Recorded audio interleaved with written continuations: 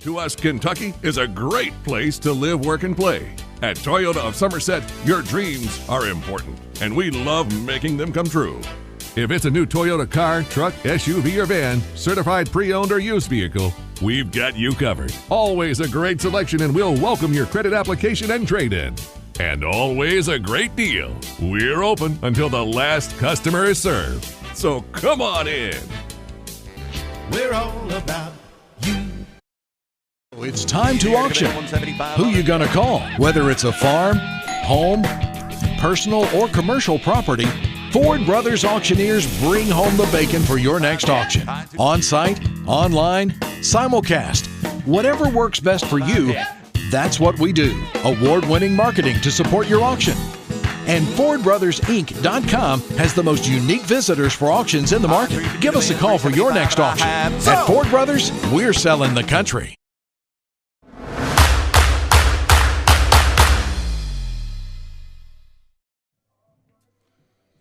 Ladies and gentlemen, welcome to tonight's coverage of high school football, brought to you by the fine folks at Lake Cumberland Sports. Tonight's football game is the Somerset Briar Jumpers versus the Breathitt County Bobcats.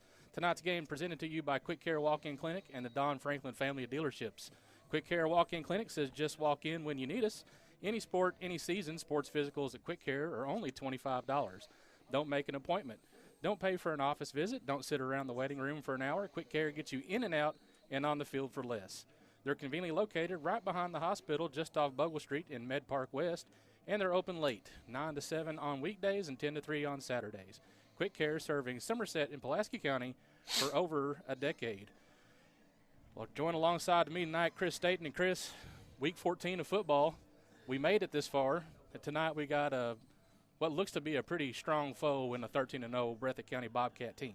Yeah, fourth season or fourth round of the state playoffs, and Breathitt County has made the long trip over from Eastern Kentucky.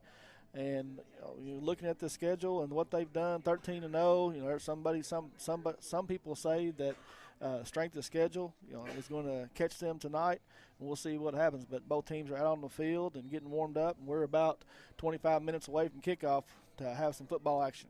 I was looking at the key wins for this Breathitt County team, and it looks like they've beat Middlesboro twice, a Pike County Central team once, and then, of course, Walton Verona last week.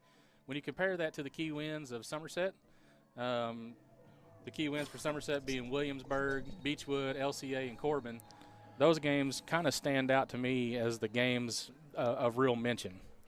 So when you compare the two strength of schedule-wise, that's kind of what you come up with. Yeah, and like I said, you and I talked a little bit about beforehand. I feel like this is probably going to be the third toughest team that we played this year, behind Lexington Christian and maybe a Hazard team. I compare them to Hazard, and we all know what happened in that ball game there. But they're a good team, regardless of what happens. They've done what they need to do on their schedule, and they come in, averaging 50.6 points a game on offense while only allowing 10.7. And in comparison, Briar Jumpers have scored 40.9, almost 41 points a game, and allowed 15 per game. So this should be a fairly evenly matched ball game, and when should be, semi-state playoff game here. And that's kind of what we're hoping for. Privately, on the inside, I'm kind of hoping for a blowout.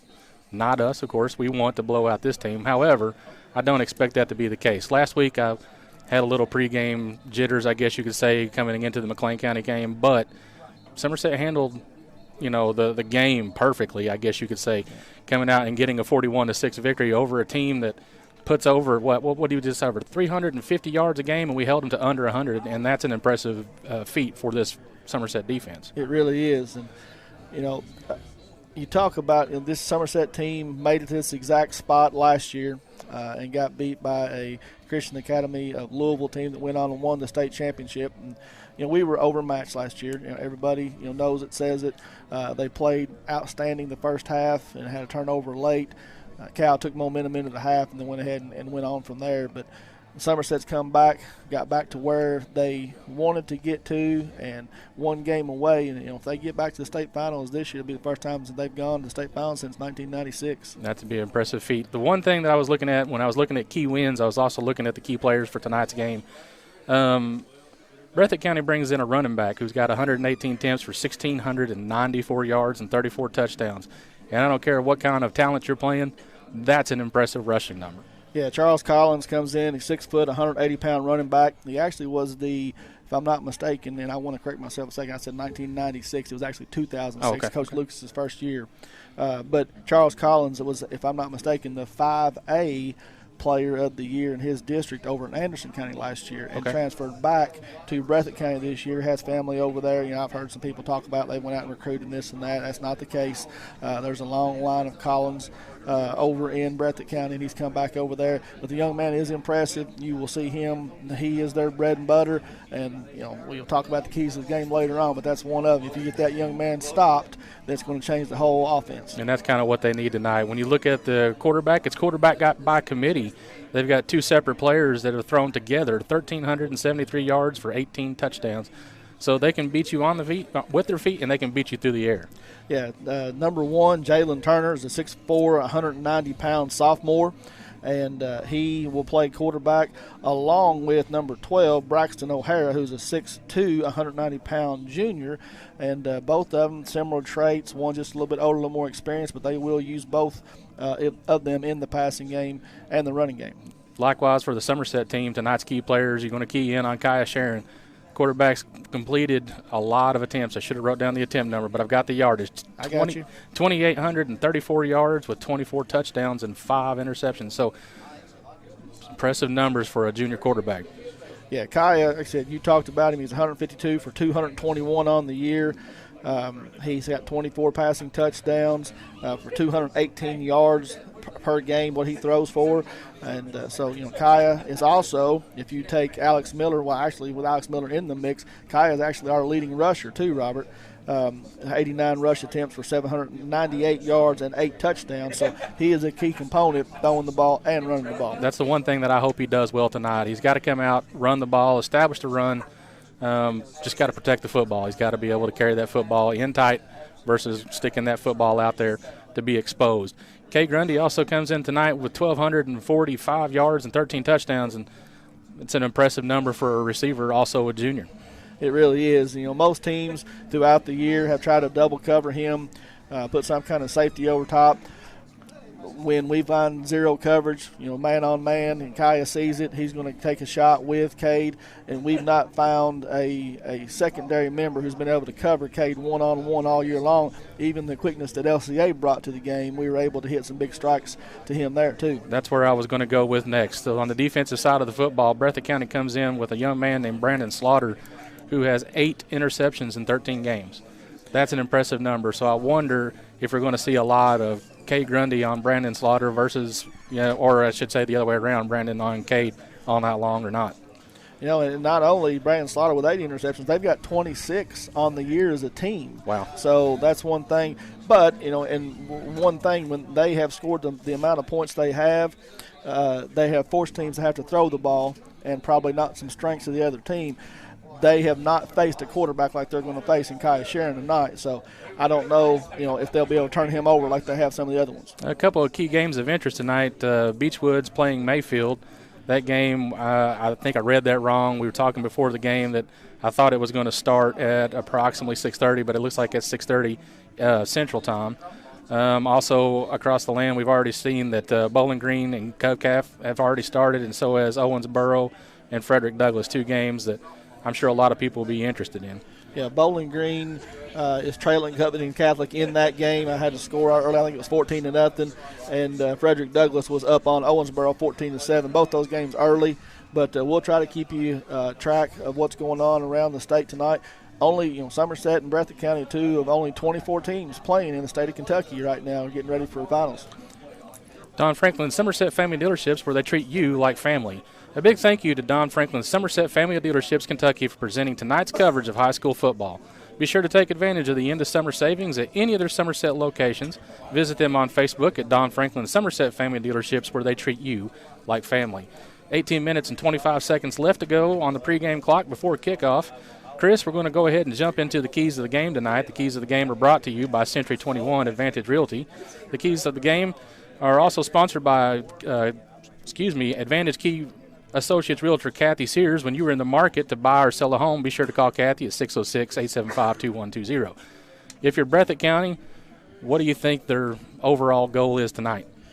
A heavy dose of Charles Collins. If you can get that young man going, keep his game plan they've got and run and get him involved and grind it out, let him carry the ball 20-plus times tonight, keep the Somerset offense off the field, then I think they're going to have some success against Somerset team. And if you're Somerset, what are the keys to the game for tonight? Put Breathitt County in a trail position. They have not trailed the entire year. They have only allowed teams to score over 20 points twice this year, and that was once to Pike County Central and last week against Walton Verona, who turned the ball over, I think we talked about 6 or 7 times. Right. And Walton Verona was able to move the ball, but this Breathitt County team has not trailed all year long, and I'd like to see them face a little adversity and see how they react.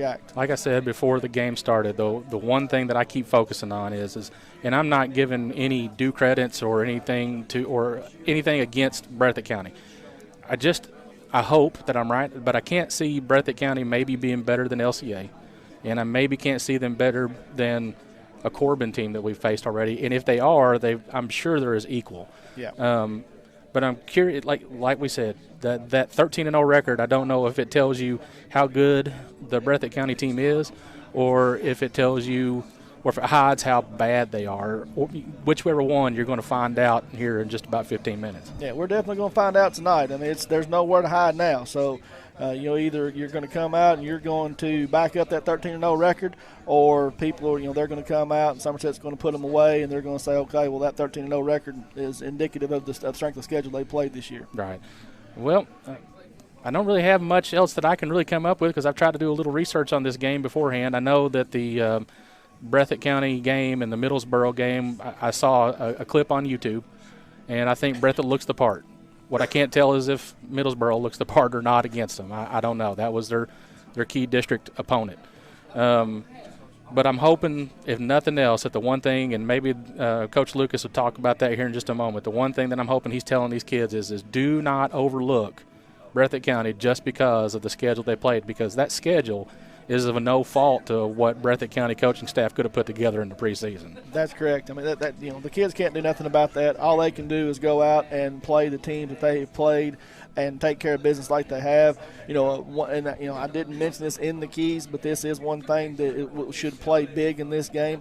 Breathitt has been able to play their starters and their only basically a half of football. So if this game does get close late in third and fourth quarter, I'd be curious to see how Breathitt County reacts to having the energy level that they need to have, because last week against Walton Verona in the fourth quarter, they looked to be tired.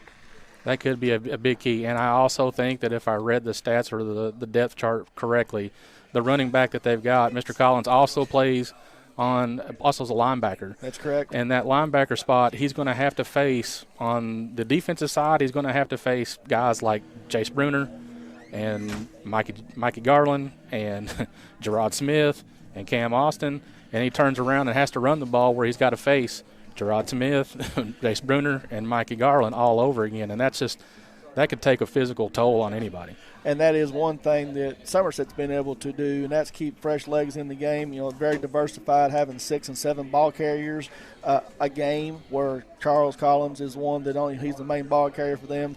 Very few carries go to somebody else.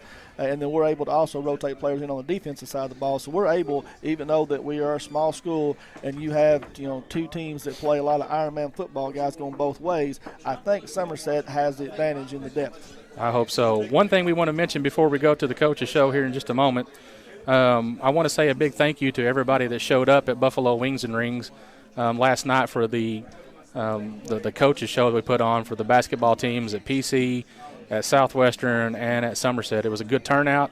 The coaches were all there. A lot of good information being shared. So if you haven't watched that yet, wait till after the game is over tonight and go back on Lake Cumberland Sports on Facebook or catch it on the website and go back and listen so that you can get some insight from the coaches. So right now we're going to turn this over to Coach Robbie Lucas. Welcome, everybody, once again to the Lake Cumberland Sports pregame coaches show. I'm Chris Staten, and I'm joined by head coach Robbie Lucas. Coach, last week, a 41-6 victory over McLean County makes you the region champs, second year in a row. What was a dominant performance on both sides of the ball. but defensively, especially, only allowing 93 rushing yards and 42 passing yards to a team that had been averaging over 350 yards a game. What can you say about your defense in that game? I thought that the offense for McLean County played to our strengths, to be quite honest with you. Running the ball, they kind of put you in a box. You always worry about how 16, 17, 18-year-old kids are going to respond, and we always give respect to our opponents. But we felt going in, we definitely had an advantage there, that our defense would fly around and we would be able to get off blocks and make plays, and they did. And they've done so basically since the LCA game, the second game. Mm-hmm. The defense has flown around. They played hard. They've done excellent work at getting to the ball. We've ran to the ball better. We've got more hats to the ball. Anytime you do that, it erases a lot of mistakes. So I was extremely happy with the way the defense plays. We need them to continue that into the future. Yes, sir. Got 2 turnovers on the night. Also, offensively, basically your starters only played a half. Kaya was very efficient, 9 for 11 for 204 yards with 3 touchdowns. Once again, very diversified on the ground, 5 different ball carriers, rushing it 23 times for 172 yards, with Cam Austin having 3 TDs. And then receiving-wise, he had 6 different receivers, catching passes with Kay Grundy stepping up with 6 catches for 158 yards and 153 yards and 3 touchdowns. Offense looked to be clicking on all cylinders Friday night. It really did. And the good thing is we were able to get our offensive defense out of the game at halftime. That was a big deal, and let our young guys get some experience in a regional championship game. But I thought offensively Cam ran the ball very well. We've been looking for that replacement for Alex Miller, which is difficult to do. I don't think you can really replace him because he's such a different running back than what we have.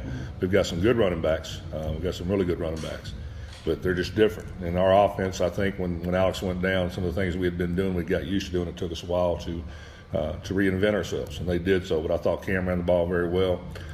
Cade, I know he's a baseball player, and he's a great baseball player, but he's a heck of a football player too. Enjoy watching him and Kai have a good chemistry. The O-line gave him time to throw it. We feel, and I'm sure a lot of people do, we get the ball in number 7's hand, we feel there's a lot of good things that could happen. And to this point, he's been that. He does exactly that. And I've always liked Cade, but I'll tell you this, he's turned himself into a football player. Mm-hmm. Before, he was a nice receiver. Now he plays defense, he plays special teams. He's, obviously offensively he's very effective, but very happy with the way he's come along and became a football player, not just a one-sided player or a player, an offensive player. Very proud of him. He's accepted coaching willingly. He's been a pleasure to coach. And he's surrounded by some good players, and he knows that, very humble kid. But offensively, I think if we can continue to click like we are, we're going to be a tough out for anybody. Yes, sir. And you always talk about all 3 phases of the game. Didn't have to do a whole lot of special teams, but we're 3 for 3 on EPs. And the one thing I want to talk about, and I'm sure you all saw it on film, I don't know if it was the second or the third return play, Mikey Garland came down and absolutely just destroyed a kid. And it was a welcome to the Briar Patch moment, and I feel like that kind of took the momentum, took the steam out of their sails right there. He seems to do that quite often. There's more games than not that Mikey is flying down. And Mikey is a throwback football player to me. He's rangy, he's 6'2", he's 190 pounds. He was well over 200. It's probably a good thing that he's lost a little bit, because when he comes, he brings everything he's got. He loves contact. He doesn't shy away from it. He's developing the type player we thought he could be this year. But he sets the tone quite a bit on special teams. And it was good to see that, because special teams-wise, kickoff-wise, we had struggled a little bit. Our special teams, believe it or not, we work on this 1/3 of the game. We put a lot of time and effort into it, and we struggled this year to replace some people. The one constant and one solid has been our coverage, and Mikey's a big part of that. He does a great job of getting down, avoiding the first level, running through the second level, and obviously finding the ball. He is definitely a tone setter, and we're very happy with the way he's playing. We need him to do that for a couple more weeks, hopefully. Yes, sir. Once again, listening to the pregame coaches show here with Coach Robbie Lucas. Coach, this week you take on the 3-time 2A state champs back from 95, 96, and 2002, last time they won it, in the Breathitt County Bobcats. Come to the Briar Patch with a 13-0 record. Come off wins against Knott County Central, Middlesboro, and Walton Verona in the state playoffs. What can you tell us about the Bobcats? Big, physical, good speed, good athletes. Offensively, I think the average, I talked to the Jackson County station today. Gentleman told me I think the average 44 points a win or something like that. It's over 40. 24 is a heck of a running back. He does a good job of getting the ball out on the edges, out on the perimeter. 23 is a good receiver. 19, 12, all those kids that come into play, they're very nice defensively. They've shut a lot of people out and held a lot of people down. The other night against Walton Verona, I think there was 4 or 5 consecutive turnovers that they capitalized on offensively. Just a very well-coached team. You said that they've got 3 state titles under the belt. They're no stranger to this. Coach Holcomb, who the field is named for, is still an assistant coach down there helping out. Coach Moore's taken over, and he's flipped that program quickly. He's flipped it quickly. It may not seem like that to him, but last year I think they may have won out in the first or second round. This year, an influx of some talent, some great coaching, and they're the Breathitt County of old. They're a very physical, hard-fought mountain football team, and they're certainly a challenge for us. Yes, sir. And they want to be a running team, but they do spread you out, and they do run from shotgun formation quite a bit. I noticed in the Walton Verona game in film, if they lined up in the power I formation, they did run it. In 24, Charles Collins is the man that they want to try to get the ball to more times than not. But that's something they do cause a lot of turnover too. I think they got 26 interceptions Yes, sir. on the year for 5 touchdowns. So defensively, I think this will be a good test for the Briar Jumpers this week. Short week, Thanksgiving week. That's a special time. There's 24 teams in the state of Kentucky getting to practice and play football this week. How special and a moment for these guys getting to practice this week and short week. What will you do Thursday and Friday for these guys? It is really special. And to be quite honest with you, when I first took over here, I think we did it 4 or 5, 6 times. I can't remember. We did it 4 or 5 times in a row, and it became kind of commonplace. And I'll be the first to tell you that I didn't realize how special it was after the first third or fourth year until we missed those for a couple of years. And now that we've got it back, I truly cherish the fact that our team gets to get together on Thanksgiving morning, go out and practice together, and be one of the 24 that you said with an opportunity, hopefully, to go play at Kroger Field. It's very special. It's very special for these kids. We always open it up on Thanksgiving Day for any alumni, any parents, anybody wants to come by and watch practice, they're more than welcome.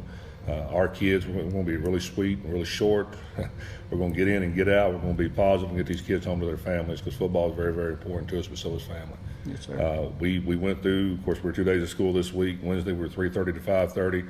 We'll be 9 to 10:15 tomorrow on Thursday, and 4 o'clock on Friday we'll bring them in. It is off. Anytime you take them out of schedule, you worry about it. The one thing that I am impressed by, our practices at this point have been very, very good. The kids have been focused. They've been in on it. They're very businesslike about it, which I greatly appreciate, the blue-collar mentality that's brought us this far. They've really embraced that, and I'm proud of how hard they've worked. Hopefully that'll carry over to Friday night. Again, 16, 17, 18, 19-year-old kids, you never know how a schedule change will affect them. But I think they're focused. I think they're ready to go. I think they'll be ready to go on Friday night. If their week of practice is indicative of how we'll play, I think we'll be okay. Coming out of the McLean game, I didn't notice any injuries or anything like that, and being able to rest your starters in the second half was an advantage coming into this. Health-wise, you're in pretty good shape? For the most part, like we have been the last couple of weeks. There's still some bruises, still some bangs, things like that. Some kids were held out of contact we had to do it for the last 3 or 4 weeks, simply to give them an opportunity to heal so they can play on Friday night. A little bit of disjointiness you see offensively on us on Friday nights is probably due to the fact those kids don't practice and get the reps they surely do need. But we're fortunate to be deep up front. Coach Smith, Coach After have done a good job with those guys. They've rotated enough guys in and out and gave enough experience to those guys that we're able to keep going, even when we miss a kid or two for a player or two. But those young men are playing through injuries, but nothing serious, nothing I think that'll keep us out. We're as healthy as we've been in a while. Good. Again, Friday night, 7:30, Somerset Briar Jumpers take on the Breathitt County Bobcats here at William Clark Field. Need everybody to come out and support the team. Weather looks to be going to be great. It's football weather, but it's not going to have any precipitation. So please come out and cheer on the Briar Jumpers, and hope everybody had a safe holiday. Happy Thanksgiving, and we'll see everybody on Friday and hopefully next week at Kroger Field. Yes, sir. Thanks, you. Coach. Honda offers complimentary lifetime powertrain protection with every qualifying new and pre-owned vehicle we sell. Engine covered, transmission covered, drive axles covered for life. You're covered as long as you own it, and that's on every qualifying new and pre-owned car, truck, van, and SUV, even diesel trucks. Shop with complete confidence and peace of mind with Alton Blakely's complimentary lifetime powertrain protection program. Alton Blakely Honda, South Highway 27 Somerset, and Fashion Report tonight is brought to you by Trader Jack's in Grand Central Place. Get game day ready at Trader Jack's in Grand Central Place. Open 7 days a week and locally owned and operated means you will get personal and friendly service so that you can put together that perfect outfit or accessorize to make yourself look fabulous. Check out all the new fall fashions that are arriving daily at Trader Jack's. Tonight when you look at the Breathitt County Bobcats, the Bobcats come out in a blue pant with a white uniform with blue numerals, a white helmet with a blue stripe down the side with the Bobcat logo on the side of the helmet. When you look at the Somerset team tonight, they're wearing again the black uniforms with a Somerset logo down the side, have gold striping on the shoulders with a gold numeral trimmed in purple, and wearing the traditional gold helmet. Again, we want to thank you to Trader Jack's for providing tonight's fashion report. Chris, you got the key or the captains to the games tonight? Yes, and they come to midfield here. They're getting ready to flip the coin. Captains for Somerset tonight are number 1, Jace Bruner, number 2, Kai Sharon, number 39, Kale Todd, number 69, Jacob Graybill, and for the Bobcats, number 5, LaDaniel Whitaker, number 24, Charles Collins, number 57, Tim Spencer, and number 74, Caden Hogg. And we're just waiting for the referee to flip the coin now, and we'll get you the call. You're watching the Buffalo Wings and Rings video game of the week on Lake Cumberland Sports. Buffalo Wings and Rings, wings created your way, always fresh and never frozen burgers. We are about 2 minutes and 17 seconds left to go before the kickoff. Any final thoughts? Big crowd tonight on hand for both schools. Breathitt County has traveled very well. This is the first time I've seen all year long that the visiting stands over there is almost, looks like to be about 85-90% capacity. And, of course, Somerset, Briar Jumper Nation has come out in force and has filled the home stands, saying it's a perfect night for football tonight, Robert. You know, we're sitting here, it's 45, about mid-40s, no rain due now until later in the game, so it's going to be an absolute perfect night. And Breathitt County has won the toss, and they've elected to receive, so we'll put the Briar Jumper defense to the test right off the bat. Yep, and you want to see what they got in store for this the Breathitt County offense. The one thing that we love to see is whenever the Somerset team defers, you know you're going to get the ball in the second half, and we're hoping that Madden rule plays into effect. Yes, sir. And both teams have went to their respective end zones and getting ready to come out onto the field, and we're getting ready to kick off semi-state football action here at the Briar Patch. And, Robert, it's a go time. It is go time. Henderson Chiropractic, committed to relieving your pain using the true principles of chiropractic care. Their caring, helpful team strives for excellence through the extraordinary service and patient education. Dr. Henderson provides chiropractic care for injuries that occur during sports, auto accidents, work-related activities, or just everyday wear and tear. The experience you need and the results you want, that's Henderson Chiropractic. 44 seconds, both teams are starting to enter the field. Somerset looks a little, I don't want to say dry, but I haven't seen or heard the hooping and hollering that we've seen at the LCA game. And I'm hoping that on the inside they're a little more fired up right now than maybe what they're showing. Yeah, right now, watching both teams warm up, watching both teams come on the field, this and that, Breathitt County appears to be just a little more amped up for this game than Somerset does. And you mentioned this a little while ago, I hope that there's no case of looking over this team and thinking that they're not going to give them a dogfight, because it's going to be 4 quarters of hard-fought football tonight. I love looking at this screen and looking out on the field and seeing Coach Max Messamore out there in the huddle with those boys getting fired up before the game. I know they're getting some last-second instruction, but maybe it's not a lack of enthusiasm. It's just they're all business tonight, and that would be just fine by me. And I hope that is the case. And so, the Briar Jumpers are going to come out on the field. And Christian Wattis is going to Tommy Wombles is going to be doing the kicking off tonight. And we've got Charles Collins and looks like to be number 23, Braden Slaughter, their top wide receiver and quick man standing back at the 15-yard line. So we'll see. Tommy, watching him in warm-ups today, he was kicking the ball about down to the 10-yard line. So Mr. Slaughter's going to have to go back about 5 yards to field this one if that's the case. Makes you wonder if they're going to kick it deep and see what they've got, or kick it to that 30-yard line for that little pooch kick. And here we go. It's a line drive right to Slaughter. It bounces at his feet and is going to roll into the end zone where it's going to be a touchback. So the Bobcats are going to come out and start their first possession of the night right at the 20-yard line. I don't know that I'm a big fan of that being an automatic touchback. I know that I don't even know if it's in college if it rolls into the end zone with untouched. Unless it goes to the back of the end zone, correct? It isn't really – it's still a live ball. Yes, that's true. So I'm sure that's a safety thing at the high school level, but I still wish it weren't. The Bobcats are going to come out in a spread formation, which is typical of them. Shotgun. Braxton O'Hara is going to start off at quarterback. He's going to have Charles Collins off to his right. 2 receivers left and 2 to the right. Sends a man in motion. Fakes the jet sweep. He's looking to pass. He's got a man deep right at the 40-yard line, 50-yard line. It's a broken coverage, and it's a pass complete to number 14, Jacob Noble, and the first play of the game, and Breathitt County strikes first on an 80-yard touchdown from Braxton O'Hara to Jacob Noble. 6-0 Bobcats. I was wondering if that wouldn't be the case. I looked down the field and I noticed that there was no safety in coverage at all. So that made them very susceptible to the long pass play. The Breathitt County offense came out, recognized that immediately, went straight to the air for the long pass play. And I'm telling you, Jacob Noble was 5 to 7 yards behind the nearest defender. I don't know if there was a broken coverage or something happened there, but that was a quick strike right there. So Bobcats are on to attempt the extra point. We have a flag on the play, and I believe Breathitt County moved, and it is a false start on the Bobcats. So back them up 5 yards. Ooh, not the start that I wanted to see. Not the first play, anyway. No. Lane Weddle and Blake Ritchie are going to be the two here to attempt the extra point for the Bobcats. Number 4, Blake Ritchie's going to hold the ball. Lane Weddle's ready to try to put it up and through. There's a snap, a low snap. It is down and it is up. Had movement again, looked like I and thought. It is good. No flags. So 11 minutes and 48 seconds. One play, touchdown to Breathitt County, and they extend the lead or take the lead 7-0. A flat tire would really make this road trip better, said no one ever. That's why Skip Cottrell's Tire Pros makes taking care of your tires simpler. They offer a straightforward approach to tire and auto service that includes nationwide warranties and a hassle-free experience. So you can get back to when being on the move was carefree. Skip Cottrell's Tire Pros, hassle-free, guaranteed. Find out more online at skipstirepros.com. With 11 minutes and 48 seconds left to go on the Randall D. Turpin scoreboard, Breathitt County jumps to the lead first, 7-0.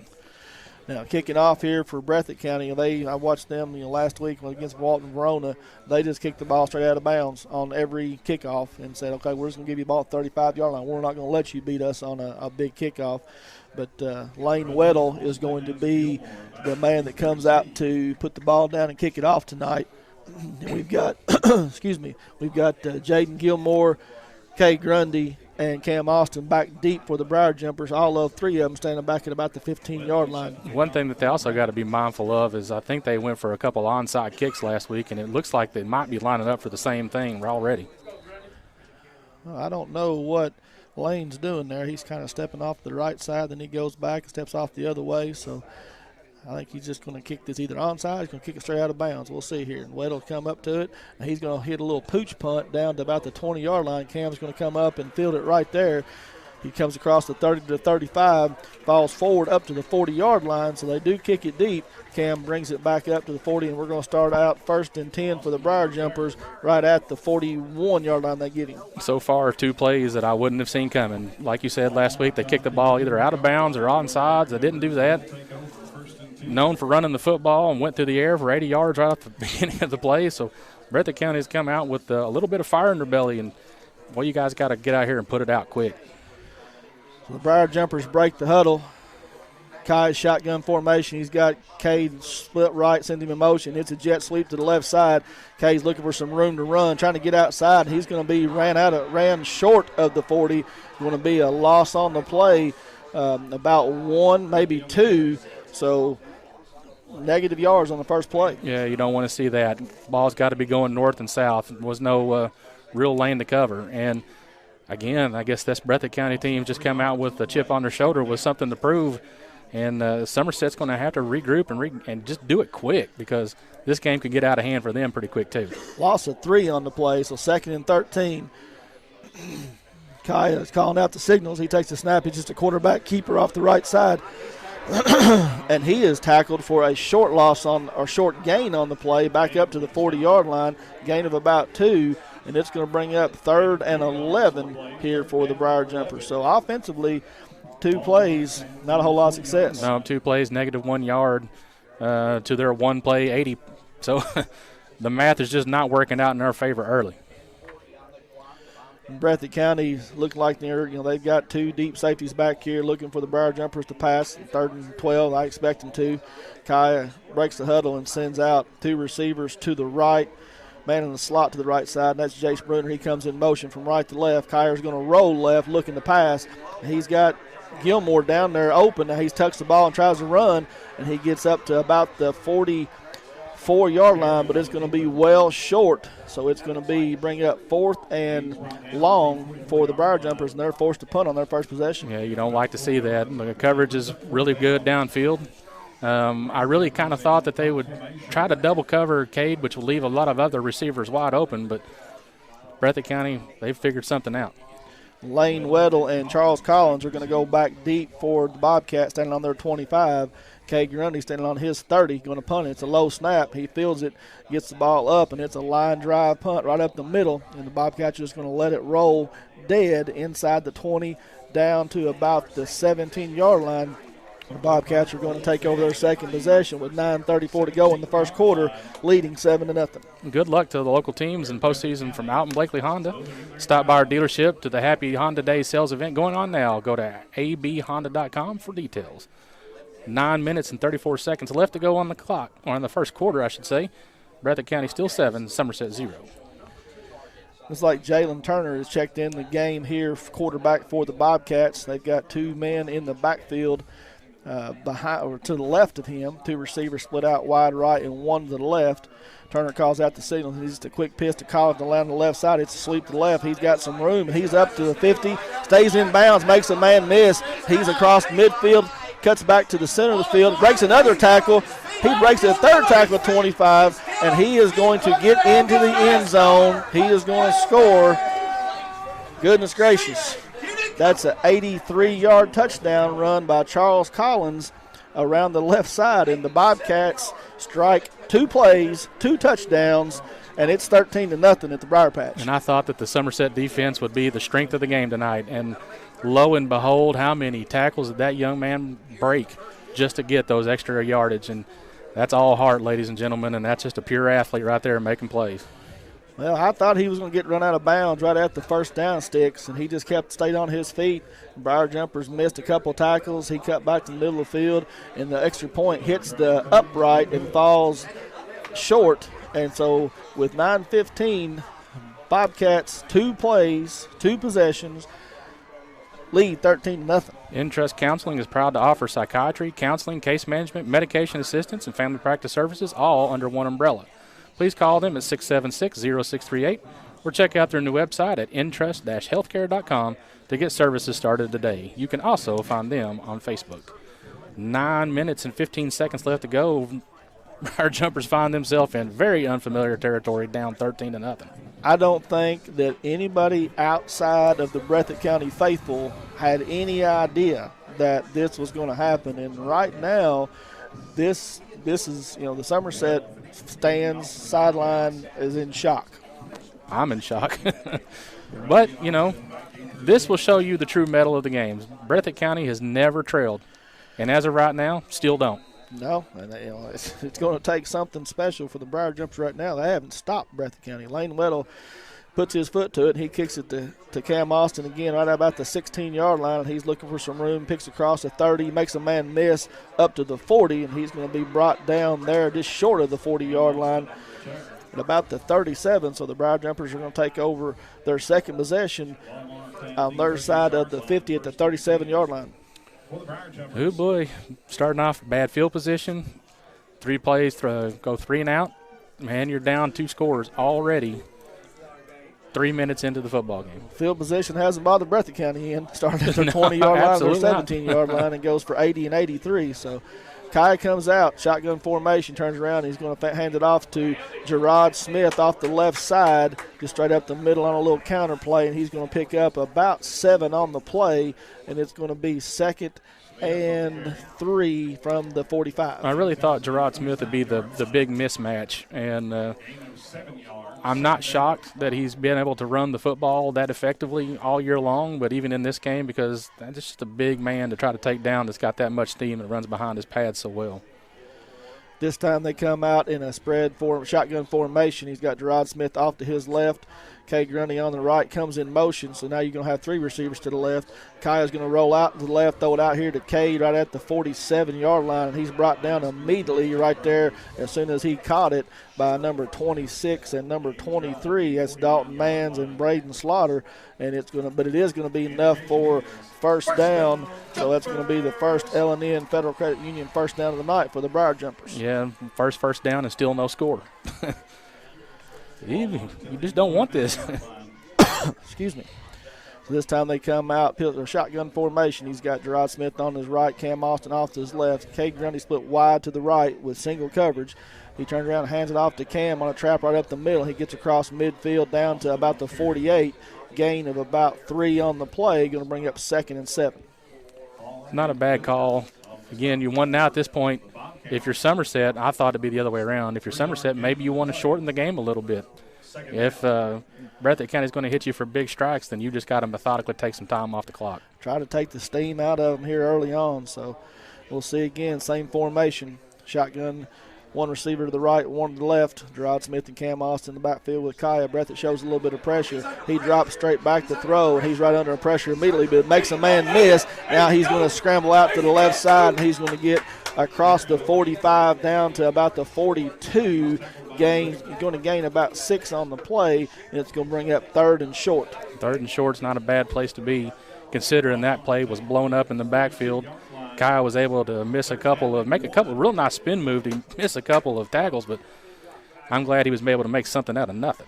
Well, he was looking to hit Cade deep right off the bat, but he was under pressure almost immediately, so he had to tuck it and make some people miss. He did a good job avoiding the sack right there. So 3rd and 1 for the Briar Jumpers.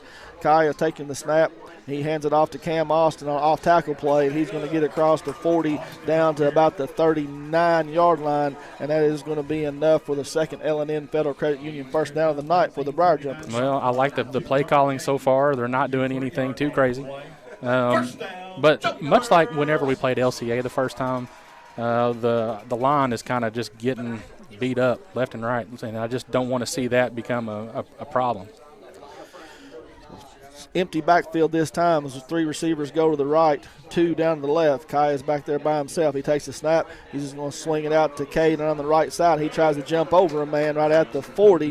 He's going to fall forward and gain about 2 on the play. Going to take the ball down to the 37. It's going to be 2nd and 8. I don't mind the leaping ability, but you got to leap for positive yards. Maybe that's all you had, but stay on the ground, young man. Just try to keep the ball in motion.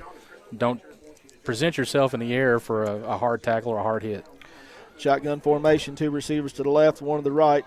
Gerard Smith and Cam Austin in the backfield beside Kai. Shotgun going to turn around, a little counter. That's Jace Bruner. Jace Bruner runs up the middle, makes a man miss, runs over another man at the 30, and he picks up a couple of extra yards and takes it down to the 27-yard line, where it's going to be another L&N Federal Credit Union first down for the Briar Jumpers. If I'm not mistaken, that's the first run Jace Bruner has had in 2 games. A couple of weeks, yes.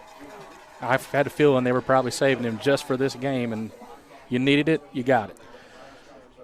Pistol formation this time with Cam Austin behind Kai, and he hands it off to him right up the middle. He's going to fight forward to up to about the 25. Looks like they're going to spot him down at the 26.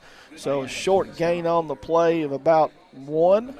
Yeah, give him 1 yard, so 2nd and 9.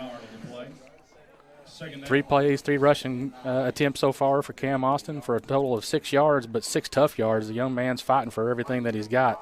And, again, he just got to be patient enough to find a hole and get some separation so that he can make some plays. Shotgun formation this time. He's got Jace Bruner tight on the left side. Turns around. He's going to pitch it out to Cam around the left side, and Breathitt County straightens it out good. He's going to be brought down for a loss on the play. So the outside run is not working so far tonight for the Briar Jumpers. He's going to be brought down for a loss of 2 on the play, back to the 28 where they put it down, and it's going to be 3rd and 11. I'm just going to have to assume at this point you're down 13-0. You're 3rd and 11. This is going to have to end up being 4-down territory because kicking it's not going to do you any good. You don't have a field goal punter or a field goal kicker to get it this far. So you got 2 plays. You just got to get some positive yardage in this one. Shotgun formation, 3 receivers to the right, drops back to pass. He's just a quarterback draw up the middle, and he's drugged down right at the line of scrimmage, and he's going to be brought slow to get up, too. He looks like it could have been a horse collar, but oh, it definitely was a horse up. collar. I was pointing at the little screen down here that we've got in front of us, and he got him by the back of the jersey and brought him down awkwardly. You got to call that. So no gain on the play. It's going to be still going to be 4th down and 11 here for the Briar Jumpers, and they're going to send 3 receivers up to the right. Jaden Gilmore down here by himself on the left side. Jace Bruner in the backfield. Kyle's going to roll out to his right. He's looking to pass. It's got Carson Guthrie out there wide open, and he is going to turn upfield, and he is going to pick up enough yardage. Well, they've got him marked. It's going to be real close, but it looks like, no, they are giving it to him. So the defense went deep, and they left Carson Guthrie left there in the flat, and he was able to pick up 11 yards an inch and pick up the first down. Exactly what you needed when you needed it. If you couldn't have asked for a better design play. Whenever he caught the ball and turned, I was like, well, he's a little slow to make the turn. I hope some defender doesn't catch him, but he was still able to get the yardage needed for the first down. Breathitt showing some pressure up the middle, and Kai's going to turn around and hand it off to Cam Austin and trap up the middle. He's running hard. He bounces off a couple of would-be tacklers, and they're pushing him back, and they're down inside the 10-yard line. So it's going to be set the Briar Jumpers up in the inside the 10 down to the 9, and that's going to be the first time the Briar Jumpers have went into the Rick Barker and Godby Realty and Auction red zone tonight. It's going to be 2nd and 2. Well, again, methodic offense here. Get 7 points on the board and get some of that momentum away from Breathitt County. You get points on the board, you come down, you make a stop, get some more points on the board, and the game is even all over again.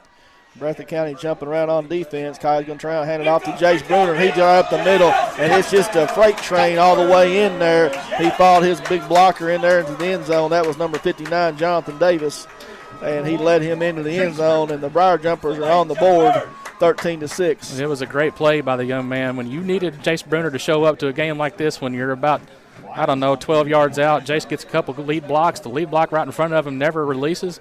Jace was able to follow him into the end zone for the touchdown. And I said 59, Jonathan Davis. I was mistaken. That was number 58, Chase Samala, and he just led Jace right into the end zone. Christian Whitus is on to attempt the extra point, and it is up, and it is good. And so the Briar Jumpers finally answer the bell after they come out and took 2 punches right to the jaw right off the bat. And with 3:25 to go in the first quarter, we have a ball game 13-7. Magic Monograms has moved to 110 Creek Terrace, conveniently located off North Highway 27 between Big Lots and Backyard Burger. The place for custom embroidery, screen printing, and so much more.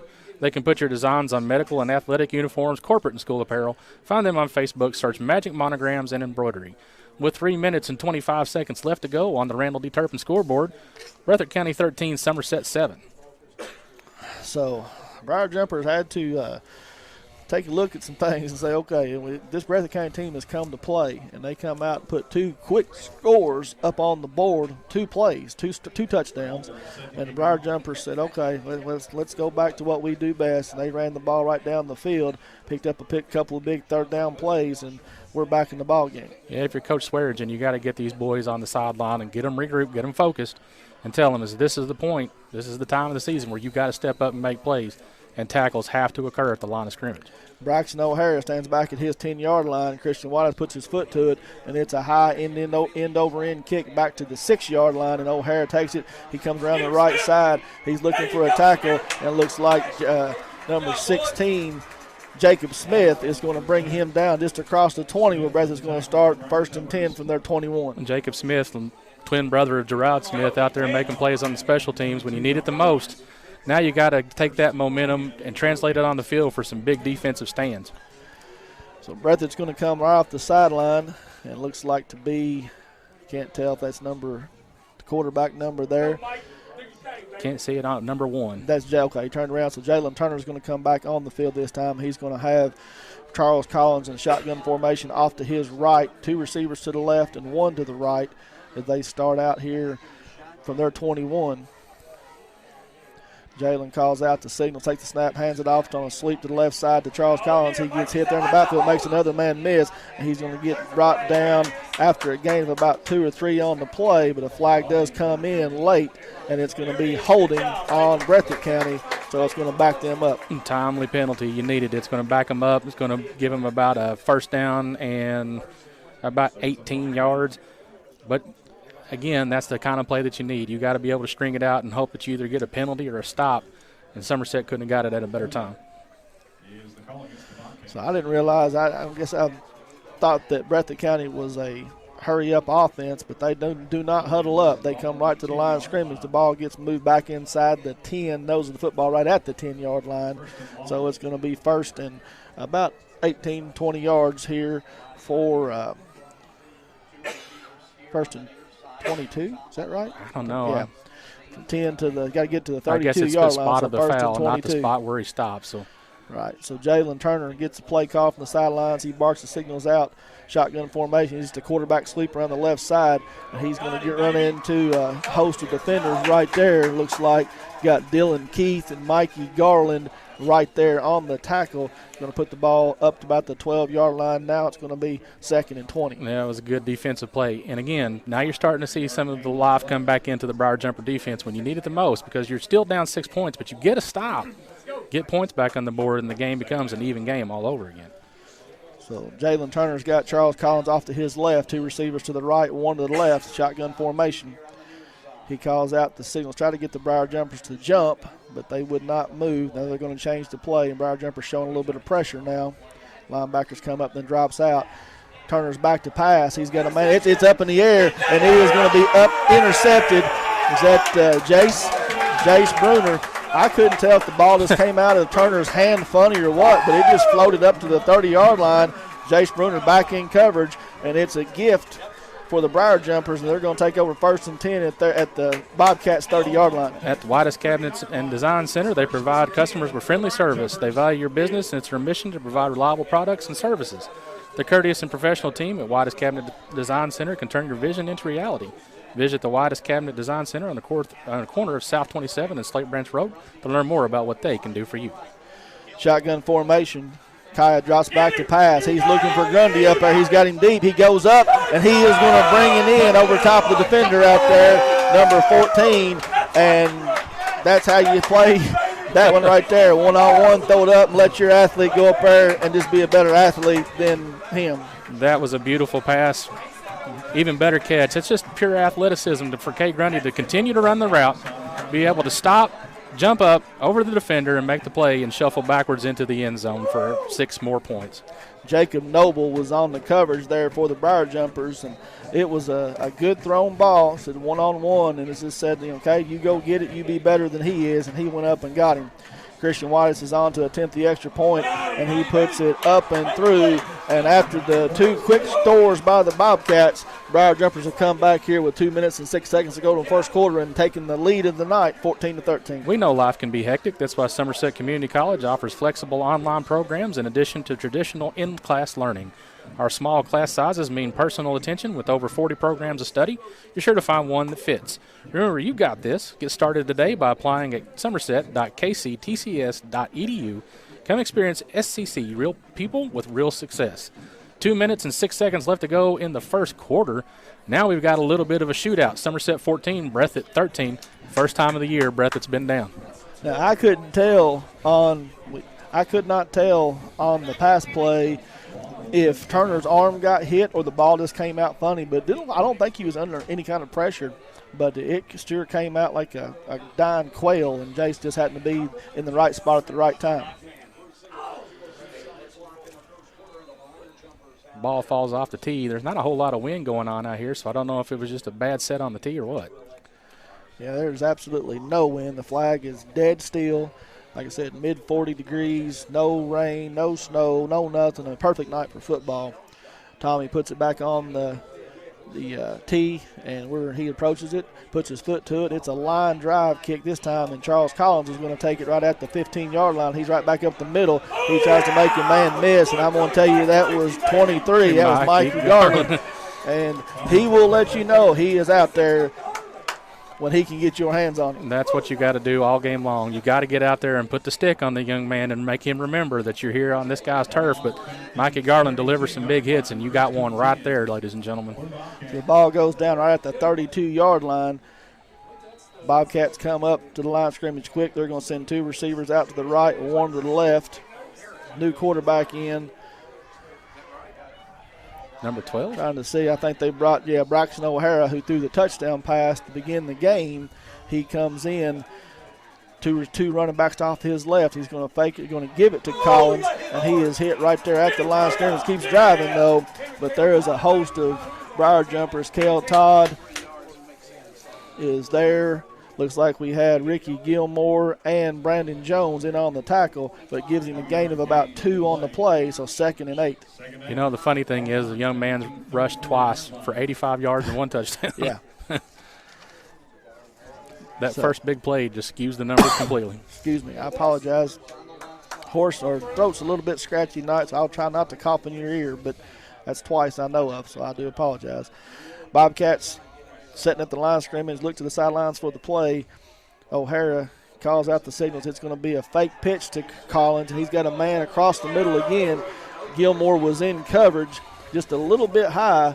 Ball was intended there at about the 40-yard line for Weddle. Falls incomplete. Going to bring up 3rd and 8 for the Bobcats. Going to be a Turner Realty Group 3rd down opportunity to get off the field for the Briar Jumpers. Might have been the right play call, too, because had he hit him in stride, he had a step on the young man. So good thing that was a little bit overthrown if you're a Somerset fan. And that's 2 good balls that this O'Hara kid has thrown tonight. And looks like that when they want to pass the ball, he's going to be the main guy that they have back there. This time a shotgun formation. Running back on the right and left. It's going to be a reverse coming this way. He gets hit in the backfield, makes the man miss, but they are waiting for it, and he's going to go down for a loss on the play, and he's going to be hit hard and hammered down right there by, trying to get you a number here, Dylan Keith. Yeah. And Brandon Jones again coming in and making a big hit. Going to be a loss on the play, so 4th and 12, and the Bobcats are going to be forced to punt. And one thing that I did notice after that play, there was a little bit of yapping. And the referee came over and put a quick stop to it. You don't want to make a big play and then negate it with a big penalty. So you got to be a little smarter than that. I know your emotions are running high, but you got to just kind of keep the mouth shut in certain occasions. Lane Weddle is going to be back at his 20-yard line. He's going to punt, put the ball in the air. Cade Grundy's sitting back at his 40-yard line. Here's the snap, and it's a rugby-style kick, and it's a nice kick. He drives Grundy back over his head, and it's going to hit and roll and keep on rolling, and it's going to be touched dead at about the touched it in about inside the 9, but it rolled down dead at about the 6. I'm not exactly sure where they're going to put it. I think I think they're trying to figure that one out too. Yeah, it was touched up closer to the 10-yard line, and the side judge come walking in right at about the 8. Give it a couple yards anyway, correct? Yeah. No, sets it right back down where it was. Wow, okay, so they're going to put it right at the 6-yard line. So a great kick by that young man, Lane Weddle, and he drove Grundy back deep, and he just could not get to it. So it falls dead there at the – they did move it up now to the 8-yard line. So 1st and 10 here for the Briar Jumpers from their own 8, and they come out in a shotgun formation. Kaya's got Cam Austin off to his left and Gerard Smith off to his right. Cade's back to pass under some pressure. He's going to scramble up to the right side. He's got some room. He's going to cross the 20 up to about the 25 before he's brought down. And again, carrying that ball awful loose, Robert. I wish he tucked that thing away. Yeah, I was sweating a little bit. I'm not going to lie. They're going to stop the chains or stop the clock long enough to run the chains, but that's going to run the clock out. And your score at the end of 1, Somerset 14, Breathitt County 13, and we'll be right back after these messages. Ford offers complimentary lifetime powertrain protection with every qualifying new and pre-owned vehicle we sell. Engine covered, transmission covered, drive axles covered for life. You're covered as long as you own it. And that's on every qualifying new and pre-owned car, truck, and SUV, even diesel trucks. Shop with complete confidence and peace of mind with Alton Blakely's complimentary lifetime powertrain protection program. Alton Blakely Ford, South Highway 27 Somerset, and altonblakely.com. I want to make sure to let everybody know to stay tuned to the conclusion of tonight's game for the Ford Brothers Auctioneers postgame show, where we will be awarding the Modern Systems Defender of the game and the Somerset Community College Offensive Player of the game. Good first quarter of football. Thought it was going to get ready to get out of hand in the wrong direction, but Somerset's been able to come up and give a little bit of a rally. Yeah, like I said, they took 2 uppercuts, not body blows, knockout punches right off the bat. And Breathitt County came out on 2 plays, a long pass play for a touchdown, and then a long run play from Charles Collins. And they jumped out to a 13-0 lead, missed the extra point, but the Briar Jumpers have come right back and scored 2 of their own and taken the lead here 14-13 and come out here 1st and 10 from the 25-yard line. Empty backfield set. Kai's got 3 receivers to the left and 2 to the right. He throws it out left to Kagi running. He's got a little bit of room across the 30. Makes a man miss. Makes a cut back to the middle of the field. Now he's got some space. He may go. He's across the 50. 1 man to beat. He makes a cut, and he's going to go all the way into the end zone. And so Kay Grundy on his 2nd touchdown of the night. But there is a flag on the field, so I think we're going to bring it back. Daggone. Oh, man. A big play right there by Kay Grundy. Yes, it was. And I don't know where the block in the back came from or what, but there was so much daylight, and I know Cade's down here. He's probably gassed after that long run, but that one's going to come back. 75-yard touchdown is going to be negated by a block in the back right at the 41-yard line. So they're going to mark it off 10 yards from that spot. It'll still be 1st down, and it'll be about first and 8. 5. I think it's a 10-yard penalty. He's going to put it back down at the 31, so it should be about 1st and 5. Untimely penalty on that one. But still, first and 5, that's, doable. Yeah.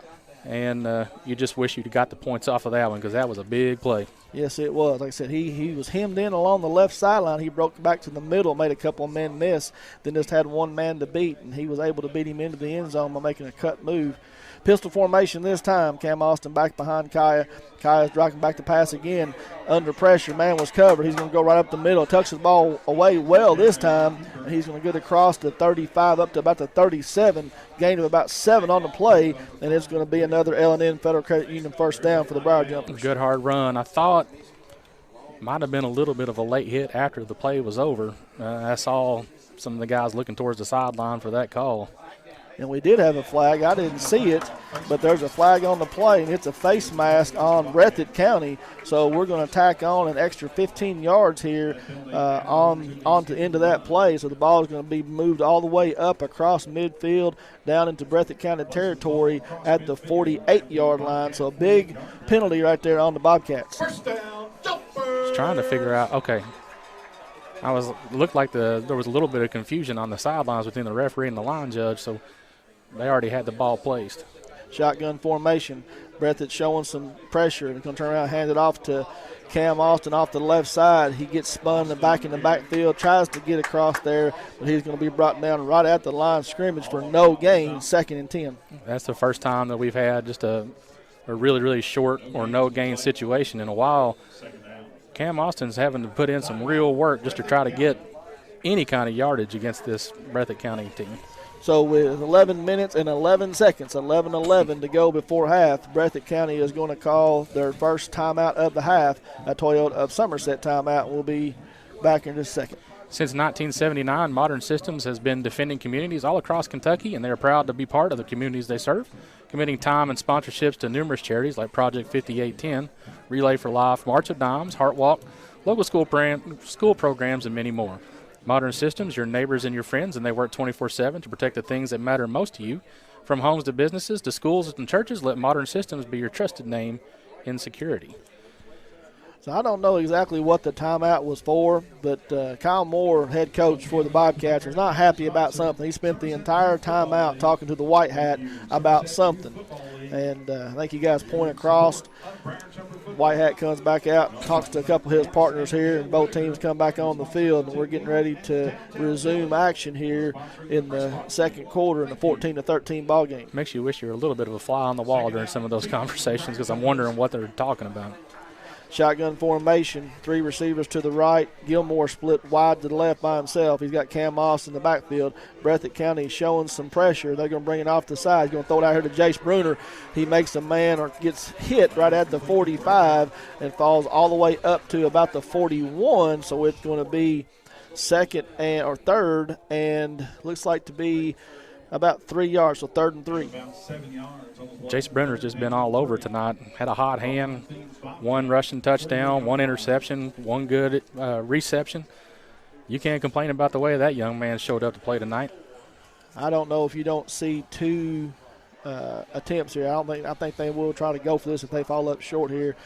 Kai's got Jace Bruner off to his left. 3 receivers split out wide left. Kay's got single coverage up there at the top by himself. Jaden Gilmore down here to the right. Caden drops back to pass, and he's looking. He throws it up there to Kay Grundy, and he's going up to get it. This time, did he on the ricochet? He got sure that. Did. Absolutely. Unbelievable. Nice catch. Amazing catch right there.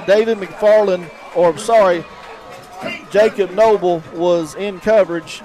If you look at this replay, ladies and gentlemen, if you're watching this screen, you just got to watch this play unfold. Launches the ball in the air, tries to put it over, and gets the tip right into the hands. I mean, the young man made the best defensive play that he can make on Kay Grundy, and it still just wasn't enough. Jacob Noble was there. He was running with Kay step for step. The ball got batted up in the air, and Kay was able to get it on the reflection and bring it in for a touchdown. And the extra point is up and through. And so Kay Grundy, his 3rd touchdown of the night, puts the Briar Jumpers ahead 21-13. Wait times are short at Quick Care Walk-In Clinic. They're focused on service, and they staff their clinic to reduce wait time spent in the weight room. Quick Care has lab and x-ray equipment right there in the clinic, which is another great time saver. The clinic is open and waiting for you from 9 a.m. to 7 p.m. on weekdays and 10 to 3 on Saturday. Of course, no appointment is necessary. Just walk in when you need us. Quick Care behind the hospital in Med Park West. With 10 minutes and 20 seconds left to go in the second quarter, Somerset leads 21-13. And I'm going to correct myself. I gave Kay Grundy his 3rd touchdown, which one got called back on a penalty.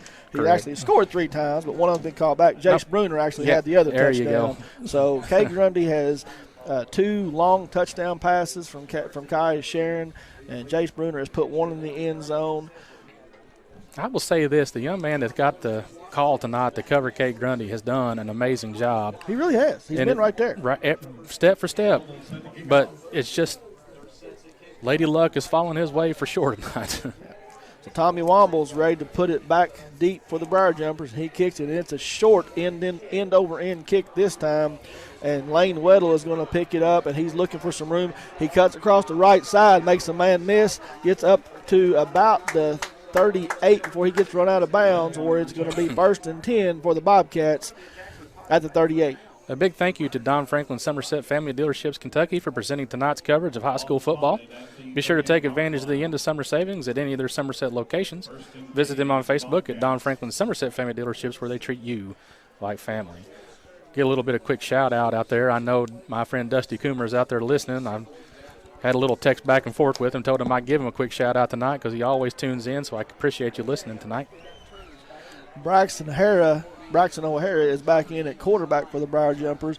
Got Charles Collins split out wide to the right this time in a slot formation, and they're looking to the sideline trying to get the play. You can't tell who's in the backfield there with O'Hara, but it's not Collins. He split out in the slot, so 2 receivers to the right and 2 to the left. O'Hara takes the snap. He's looking to pass. He's under a little bit of pressure, sidesteps a man, goes across the middle. He gets hit high and then gets hit low, and he's brought down right there. By Jace Bruner. Yeah. Come up and got him right at the 40-yard line, and O'Hara is slow to get up, and he is limping off the field. Yeah, he took a shot up high that spun him, and Jace Bruner was able to get him down low, which I think the young man just fell on his leg a little bit awkward, so hopefully he can get onto the sidelines, stretch it out, shake it out, and get back on the field to play. So Jalen Turner checks in at quarterback for the Bobcats now. So I guess that's one good thing about running a dual quarterback system. As your starter goes out, you can bring Jalen Turner in here. Same formation this time, 2 receivers to the right. Charles Collins in the slot over there, not in his normal position in the backfield.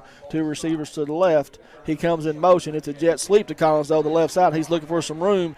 He cuts upfield. He gets hit right there just across the 45. Like the first man to come up there and get him was Tate Madden. Tate Madden, I think, was able to come in from the safety spot and slow him down for everybody else to give pursuit to end up making the tackle. Gain of about 4 on the play, though. The ball's going to be spotted right at the 44-yard line, and it's going to be 3rd and a long 4. Opportunity for the Briar Jumpers Attorney Realty Group, 3rd down. The opportunity to get a stop here and get off the field again and get the ball back. Need a stop and put some more points on the board. Start putting a little bit of cushion between yourself and this Breathitt County team. They put 13 quick on you. Somerset's came out with 21 unanswered. I'd like to see them put at least another score or two on the board. So they finally got their play. Turner's back to pass, and before he can, it's going to be they're going to take a timeout. They just didn't seem to be on the same page and get the play they wanted. The Bobcats are going to take their second timeout of the first half, a Toyota of Somerset timeout for the Bobcats. For over 55 years, Godby Realty and Auction has been serving the real estate and auction needs in the Lake Cumberland area. And during that half-century, Godby Realty and Auction has always been a proud supporter of our students and student athletes. Godby Realty and Auction provides top-notch realtor service when you are looking to list property or when needing a realtor assistance in finding your new home or farm. They have successfully been bringing home sellers and buyers together for over 5 decades. Their Big Blue auction team offers the area's top-notch auctioneers and ringmen to secure top dollar for your residential, commercial, farm, or personal property. Rick Barker and Godby Realty and Auction, names you know, names you can trust. To see all their listings and auctions, go to godbyrealty.com. With 8 minutes and 31 seconds left to go, Somerset finds herself in the lead, 21-13, and Breathitt County finds himself in a third and maybe somewhat manageable 4 yards, but it's going to be tough to get them on a good Somerset defense. Need a big stop right here. Briar Jumpers can shut down this Bobcat offense and try to get the ball back and put some more points on the board and put them in the trail position even more. This time, they come off the sidelines and look to the sidelines again. You would think they'd already have their play called. I guess they're checking to see what defense the Briar Jumpers are in. Showing a little bit of pressure. Both linebackers up in the B gaps right now. Turner calls out the signals, drops back. He's looking to pass. It's a slant pass right there to right across the 50-yard line down to the 45, and it's completed to number 23, Braden Slaughter, and that's a big first down for the Bobcats into Briar Jumper territory down to the 35. Not the play that you wanted to see if you're the Somerset defense. You had one receiver just leak out for enough to get some positive yardage for Breathitt County. Again, it's this game of momentum that's going back and forth, and I'd like to not see this game end up being a shootout because that really does probably favor Breathitt County.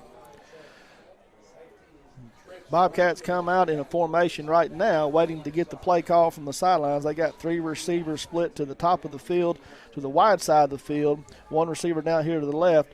Dalton Manns lines up right beside Jaden Turner, and they can't get on the same page, and they're going to have to call their third timeout of the half with 7:54 to go in the first half, trailing 21-13, the Toyota of Somerset timeout. Since 1920, Citizens National Bank has been located on Fountain Square in downtown Somerset, and this has been their home for nearly 100 years. Lots of their customers live and work here. Over half of the bank's team, 72 employees to be exact, work downtown. And now more than ever, Citizens National Bank is excited to be part of the downtown community. They love downtown Somerset and are here to stay. Citizens National Bank, moving forward, moving together, member FDIC. You know, this is a little bit of the pressure I was talking about, Robert. I was hoping to see if you put this team in a trail mode, you know, it's a lot easier to call plays when you're leading and you're winning big. Anything seems to work. Right. But when you're actually having to try to get something going, and it seems like right now the coaching staff, they can't seem to get on the same page, get the plays in. They've had to take all 3 timeouts here in the first half. Turner comes out, shotgun formation. Everybody moves except the center. Will they call that? So we got a flag on the play. So everybody on the Bobcats' entire team except for the center decided he didn't want to snap the ball. So we're going to have a false start on the Bobcats and back them up 5 yards. And now it's going to be 1st and 15 from the 40. I was watching the screen just in hopes that the referee out there would call that. I could read his lips. He said false start, but he didn't say everybody but the center. So this time they're going to bring Collins over to the left side. He got 2 receivers to the left and 2 to the right. Turner calls out the signal. He drops straight back to pass, and it's just screen pattern right here to Turner. And he's got all kinds of blockers in front, and he's going to get across the 30 all the way up, almost a first down yardage down to the 25. So that was just a jailbreak screen to Braden Slaughter right here on the left side, and he is going to get enough for the first down right at the 25-yard line. Well, the Breathitt County team has found something that's exposing Somerset, and the one thing that we talked about maybe even early in the year where Somerset's secondary was going to be the problem, and it's been a problem already tonight.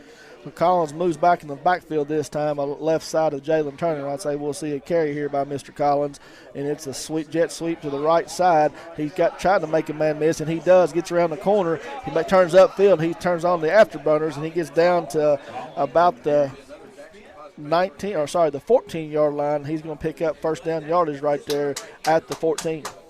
continuously moving the clock and moving the chains, and the Somerset defense see some guys out there holding their sides, but they might be a little tired up front. But Somerset's got some guys that they could cycle in to get some of these young men some breathing time, and I'm just not seeing them go to the bench as often as maybe I thought they would. Dalton Manns and Charles Collins in the backfield this time alongside of Turner. And about the time I say that, he moves Collins out to the slot, 2 receivers out to the right, 2 receivers to the left. Manns just lined up left side of Turner, takes the snap.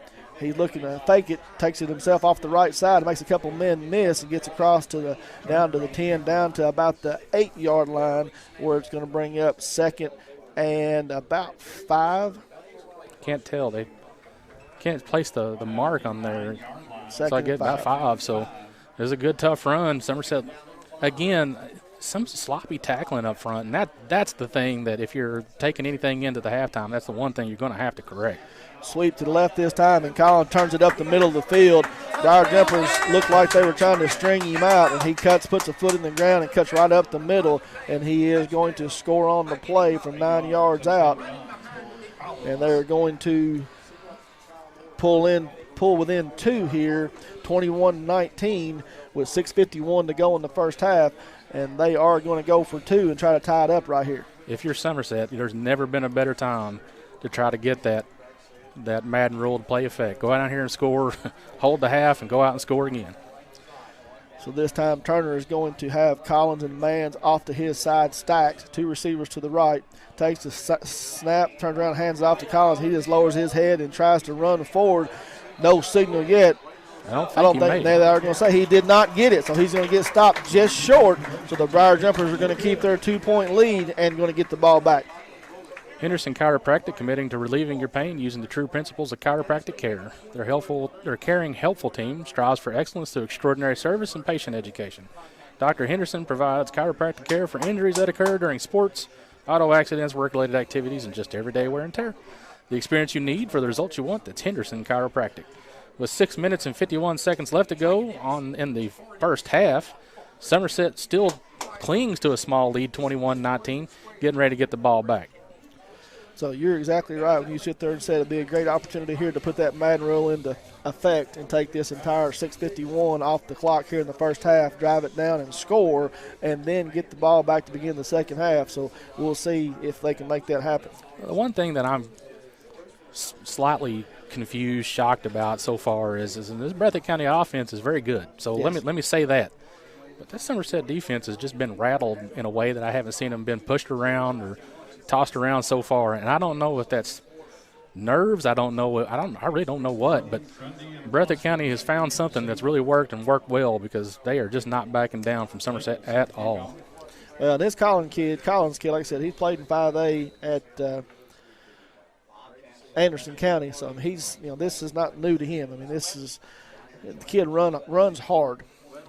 Weddle's going to kick the ball up. He's going to drive it deep this time. Jaden Gilmore is going to collect it at his 10-yard line. He's going to run right up the middle looking for a cut. He does make a cut to his left, makes a man miss, gets across the 35 up to about the 37. So he's going to return 27 yards up to the 37-yard line, where the Briar Jumpers are going to start first and 10. A flat tire would really make this road trip better, said no one ever, which is why Skip Cottrell's Tire Pros makes taking care of your tires simpler. They offer a straightforward approach to tire and auto service that includes nationwide warranties, hassle-free service, and experience. So you can get back to being on the road when moving was carefree. Skip Cottrell's Tire Pros, hassle-free guaranteed. Find out more online at skipstirepros.com. They placed the ball down at the 36, not the 37, so a yard shorter. Briar Jumper is going to break the huddle. He's going to send Kay Grundy and Jaden Gilmore wide left. He's got Jay tight on the right side with Cam Austin in the backfield. Sends Gerard Smith in motion. Going to turn around and hand it off to Cam Austin off the left side, off tackle. He's going to pick up about 4 on the play and going to bring up second and about 6. Cam Austin's stat lines tonight: carries for 3 yards, 2 yards, 1 yard, 7 yards, 1 yard, 4 yards. That young man is putting in the work, I tell you. He came up hobbling just a little bit too, Roberts. I don't know if he just got a little tweak or something like that, but he's trying to walk it out. He stays in the game. Pistol formation. He's going to line up behind Kaya in the pistol with Gerard Smith off the right. takes the snap. Kai's back looking to pass. He's got Carson Guthrie right at midfield, the 50-yard line. He makes a man miss there, and he gets across down to the 35-yard line where it's going to be first down. So just a quick pass to Carson Guthrie right at midfield, and he takes it all the way down to 35. That was a good catch and throw, and it's something that you need. I know everybody's queuing in on Gilmore and queuing in on Kay Grundy, but that's a couple plays so far that Carson Guthrie's come up big. And that's another L&N Federal Credit Union first down for the Briar Jumpers. 5 minutes and 50 seconds to go on the clock and running.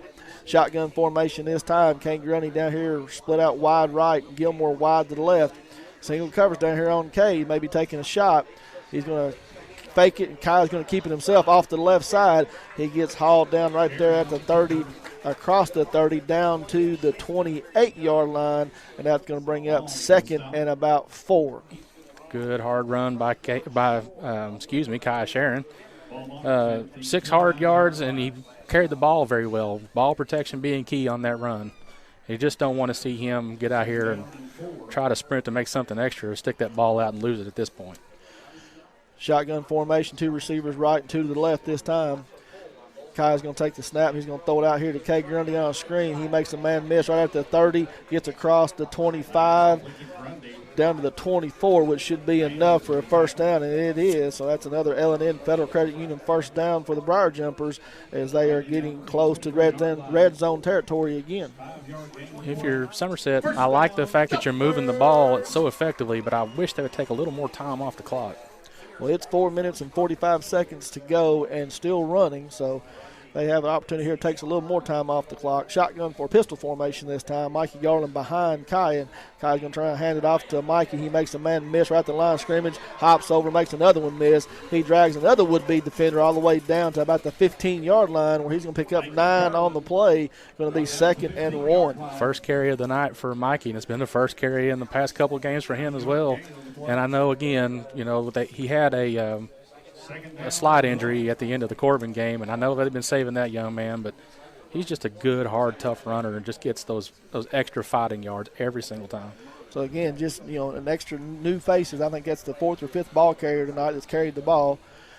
Fresh bodies in there, 6. So, pistol formation again, Garland behind. He's going to try and hand it off to Gerard Smith right in the middle. First man through, and he's going to fall across the 15 down to the 14, where it's going to be an L&N Federal Credit Union first down, and also puts the Briar Jumpers in the Rick Barker and Gobby Realty and Auction red zone. And it's going to be 1st and 10 from the 14. Gerard got the handoff, just took a little bit of a stumble. I don't know if he got tripped up under his own feet or somebody grabbed him around the feet, but regardless, able to fall forward and get the first down. Stay in the same formation. One receiver to run right and one to the left. Mikey Garland behind Kaya. He takes the snap. It's going to be a stretch play this time around the left side. Tries to make a man miss. Bobcat defender came up and did a good job of making Mikey trying to change direction, but he's going to gain about 3 on the play. Going to spot the ball down right at the, looks like about the 11-yard line, 12-yard line. Got a tough 3 yards, 12. But he took a strange hit, and it bent him just a little bit sideways and unnatural almost. He's not, doesn't show any signs of hurt, but when he's running off the field on his own power, but I don't know if that might have shook him up just a small amount. Gain of 2, so 2nd and 8. Pistol formation this time. Cam Austin checks in for Mikey in the backfield. One receiver right. Kai is back to pass. He's looking to throw. He throws it out here to Gerard Smith. Catches it at the 10. Tries to cut back, and he's brought down right at the 5-yard line, where it's going to be 3rd and 1 yard to go for the first down. And, again, that was enough to keep the clock running 2 minutes and 41 seconds. And I look up here in the sky, Robert. It looks like the rain is moved in and starting to fall. Is it really? Well, it's a bad timing for that because, again, we talked about this one. I forget what game it was where we had just enough wind, enough rain to make the ball slippery and a little wobbly. It's not the rain as much as it is the wind that plays effect into the passing game. Heavy formation this time. It's going to turn around and hand it off to Mikey Garland. He's going to follow his 2-blocker up the middle into the end zone untouched. And the Briar Jumpers do extend their lead 27-19, pinning the extra point with 2:17 to go before the half. Looking at the replay, it was a well-designed run play given right to Mikey Garland. Was followed the lead blocker all the way in. Good block up front, straight into the end zone. Hands the ball straight to the referee and walks off the field. The little Lambeau leap there did cause his mouthpiece to come out. So Christian Weiss is on to attempt the extra point, and it Blocked. is up, and it does. Well, they're going to blow it dead before the kick goes through. I They thought called somebody jumped offsides. offsides. They did. So the play is dead at that point. So we'll have to do an untimed down right here. I think they are going to move the ball half the distance to the goal. Go for And two. We'll see if they don't go for two right here. Extend the lead to 10. Maybe something to think about. Does not look like they're going to send the offense out, so they're just going to move the ball up to the 1.5 yard line, and Christian Whitus is going to attempt it once again. Brody Williams waiting for the snap to place it down. Low snap, Brody gets it down, and it is up, and it is through. So the Briar Jumpers do extend their lead to 28-19 with 2:17 to go before half. Keeping stats and the correct score is important to players, coaches, and fans. The same can be said about keeping your taxes and finances in order. For over 26 years, Randall D. Turpin CPA has been doing just that. If accounting is not your thing, then let the pros at Randall D. Turpin CPA do it for you. Proud sponsor of the Randall D. Turpin scoreboard, located at Parkers Mill Road in Somerset, Kentucky. With 2 minutes and 17 seconds left to go in the first half, Somerset leads 28-19 in a shootout. You know, weather forecast they kept talking about, they kept going back and forth about when this rain was going to get here. And if it started, I believe it's going to stay set in. It's supposed to rain the rest of the night and all day tomorrow, so this game could turn into a little bit of different affair in the second half, and it's good to be out on the front end of this thing with the lead, with the rain coming in. Yeah, and that advantage probably favors Breathitt County a little bit, actually, because they like to run the ball on the ground a lot more than Somerset does. Tommy Wamos puts his foot to it. He's going to kick it down here to the 20-yard line. It's going to be picked up by Lane Weddle. He cuts across the middle up to the 30-yard line where he's going to be stopped by a host of Briar Jumpers there. Looks like down on the bottom of the pile is Tate Madden and number 16, Jacob Smith. And the Bobcats will take over right there at the 30-yard line. It's good for Jacob Smith, the name to be called a couple times tonight. I know his grandmother, Rosemary, is at home. I think, if I recall right, that his mom, Susan, and his dad, Gerard, are both home. Hopefully they'll be able to come out to the night and watch the ball game. So Jalen Turner is going to stay in at quarterback for the Bobcats. He's got two running backs off to his right, two receivers to the right. He's going to pitch it out there to Charles Collins. He's looking for a hole, trying to get someplace. Gets across the 30 up to about the 35. He looks like he's run out of bounds just short of that at about the 33. And there is a Bobcat player down, but he does get up, and that's Collins. So they cannot afford to lose that young man. No, sir. You can see him get up a little bit slow. I'm sure to cause for a little bit of concern on the Breathitt County sideline. But Sorry. And I don't mean to cut you off, but I think that's the one thing that I thought would be an issue. Again, he's going to play both sides of the ball, and this Somerset team, once they hit you, they hit you. Yeah, he's not. I can't say for certainty, but I don't think that he has been hit like he has been tonight. So Turner takes the snap. He drops back to pass. He's looking down the field to get a little bit of pressure. Now he throws it up, and there's more Briar Jumpers back there. It looks like Tate Madden is going to intercept it right at the 33-yard line. So Jalen Turner kind of just threw it off his back foot, threw it up, and Madden is back there by himself, and he's going to bring it in. So a big turnover for the Briar Jumpers, exactly what they needed to have happen right there. Now with a minute 46 seconds, you really want to try to strike and score here. Yeah, man, and I kind of expect them to take one shot. I always like seeing the aggressive play calling to be able to go for a long pass play or something right off the gate off of a turnover to kind of demoralize a team. Yeah, that would be huge if they can extend this lead here. They're up by 9. If they can go ahead and get another score here and get in the locker room with a chance to get the ball back, that really changes things. So shotgun formation. Two receivers to the right. Kai back to pass. He's looking. Now he's going to tuck and he's just going to run. Tuck that thing away. Gets across the line of scrimmage. Only a gain of about 1. A short gain. It's going to be 2nd and 9. And Briar Jumpers are going to take a timeout. So their first timeout of the first half. Toyota of Somerset timeout called by the Briar Jumpers. In real estate, working with the right people matters. Barry Turner, broker and co-owner at Turner Realty Groups, knows the ropes. Over the years, Turner Realty Group has developed excellent relationships with their clients. See for yourself on their Zillow profile with more reviews than anyone else in the Lake Cumberland region.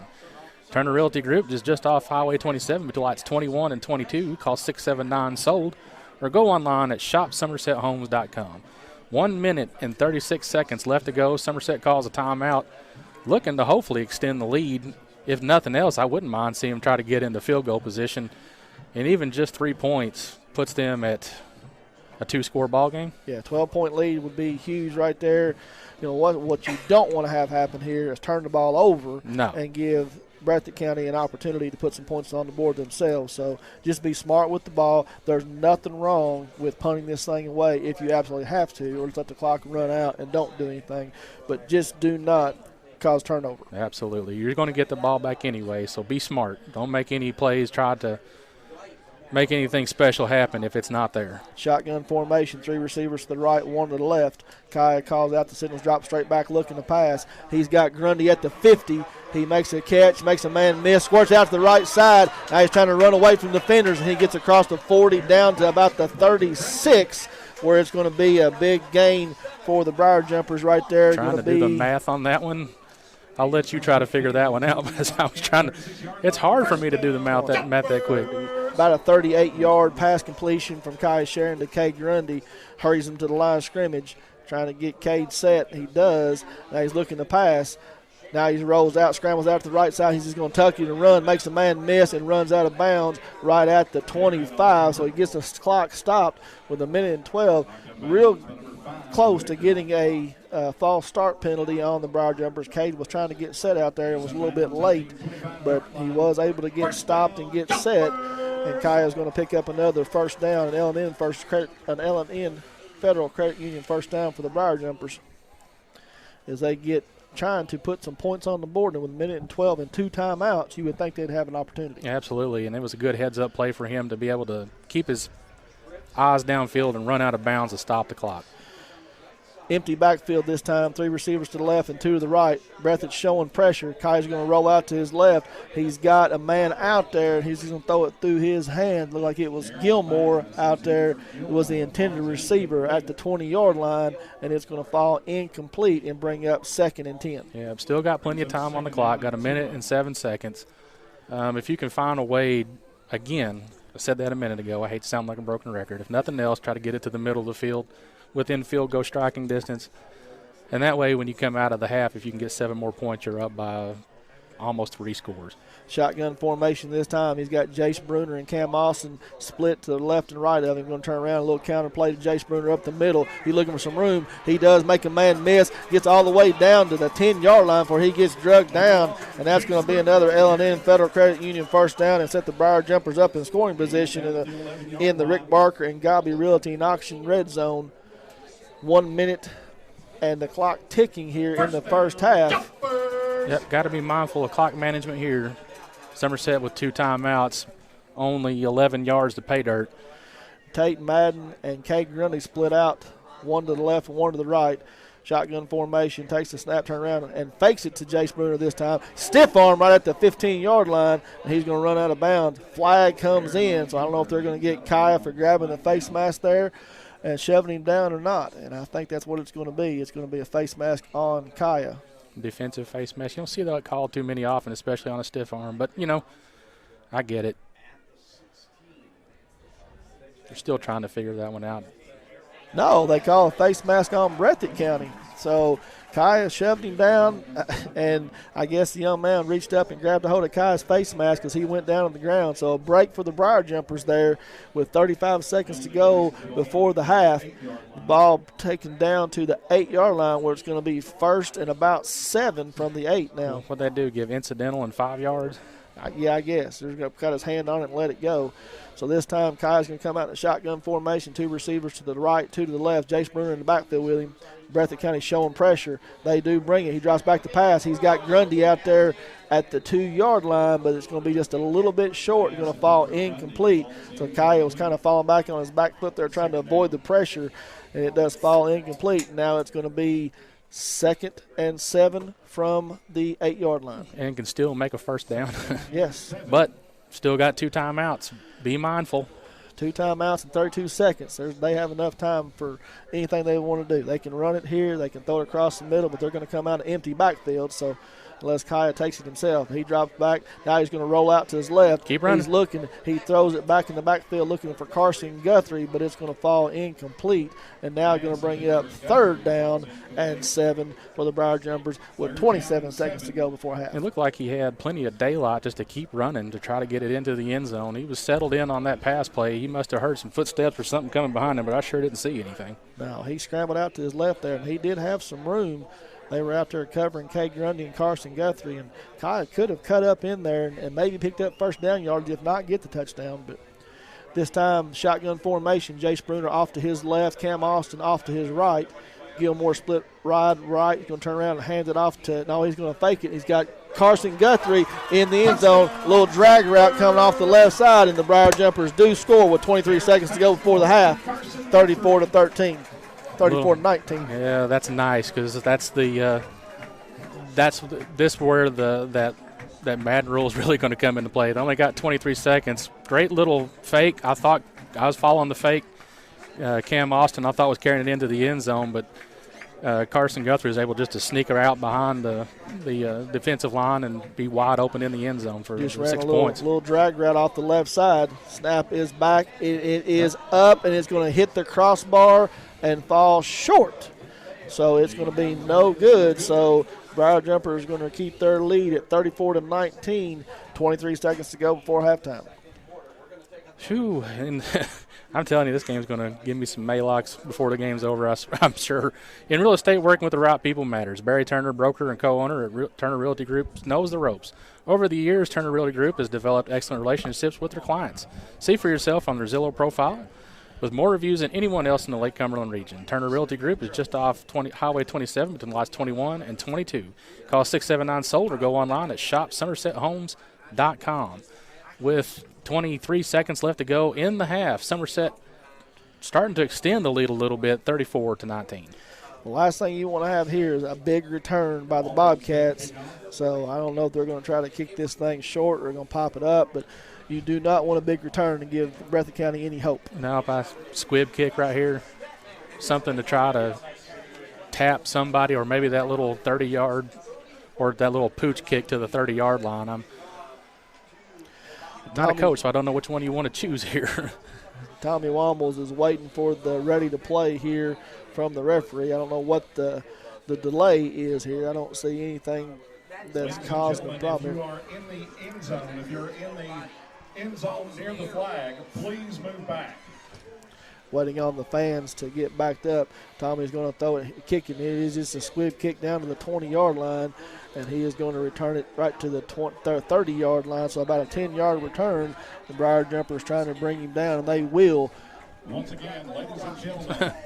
Starting to pull it away. Kevin's giving me a little bit of hope over here, giving me the wink. So you are too close to the playing surface. Thank you. Trying to get people away from the playing surface. I don't know how far back you're supposed to be. I don't know if there's any rule that I'm aware of, but they are right there. They're within about 5 yards of the end line. So Bobcats are going to come out, 2 receivers to the left, 1 to the right. Jalen Turner calls out the signal. He's going to turn around, hand it off to Collins right up the middle. He makes a man miss. Then he's going to get hit right there. He's still driving. That young man runs hard. You have to give him that. Because he had 2 or 3 Briar Jumpers hanging on to him, and he's going to get all the way up to about the 35-yard line. But with no timeouts left, Bobcats are going to take it. That's the end of the half, and the Briar Jumpers are going to go in at halftime leading 34-19. And we'll be right back after these messages.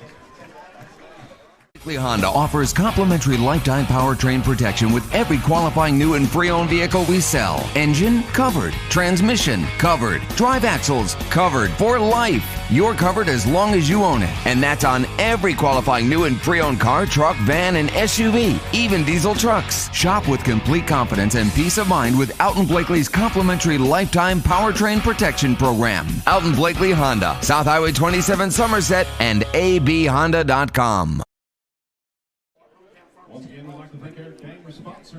We made it to halftime. So let's do a little bit of a recap on where my, I guess, general overall attitude was starting to sink a little bit. Breathitt County comes out with a great game plan. Comes out, hits an 80-yard bomb right over the middle, goes up 7-0. Somerset goes 3 and out. Breathitt County comes out, scores again on a long 83-yard running play. Somerset comes down, puts 14 unanswered on the board, goes up, takes the lead. But, man, after that, it's kind of been all Somerset. Had it not been for those 2 busted assignments, busted plays, whatever you want to call it, Somerset right now would be up 34-6, 34-7. Yes, and like I said, Charles Collins, he is proven to be what everybody said he was. He is a very hard runner. He made a great run over there, made several defenders miss and take it all the way into the end zone. Had the one big play. But the Briar Jumpers settled down, came back in, got their things that they needed to be working on going, able to get a couple stops, couple turnovers, couple interceptions, turn both of those into scores. So being able to get 14 points off of 2 turnovers is huge. And a little update from the other 2A state semifinal game in the state right now being played over at Mayfield between the Mayfield Cardinals and the Beechwood Tigers, and Mayfield leads 21-7 just before half. Probably not overly, I don't know, maybe that's a score I don't know. I don't know what to expect out of Beechwood. I know when they came here and Somerset kind of just had their way with them. If I recall correct, they had 3 or 4 kids that weren't playing at the time. And to validate that win, they go over and they beat a good Corbin team that we've already played. But, man, it's just it's been a long road for the Beechwood Tigers. And I remember when they were leaving, the man in the booth up here behind us, he said, Beechwood might be down a little bit this year, but there's nobody in this state going to feel sorry for Beechwood. No, they come off of back-to-back-to-back state championships in single A before they moved up into 2A. And that's a different team that Beechwood is playing against Mayfield than what come to Somerset, the first part of the season over there. So I do expect them to give Mayfield a good game. I think Mayfield's just too strong. Pretty amazing that Kay Grundy's had somebody on him all night long that's covered him up, and he's still approaching right at about 75 yards and 2 touchdowns in the first half alone.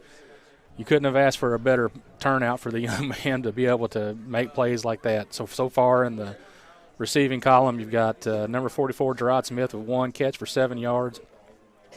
1 catch for Jason Bruner for 7 yards. Carson Guthrie sits right now at 43 yards and a touchdown.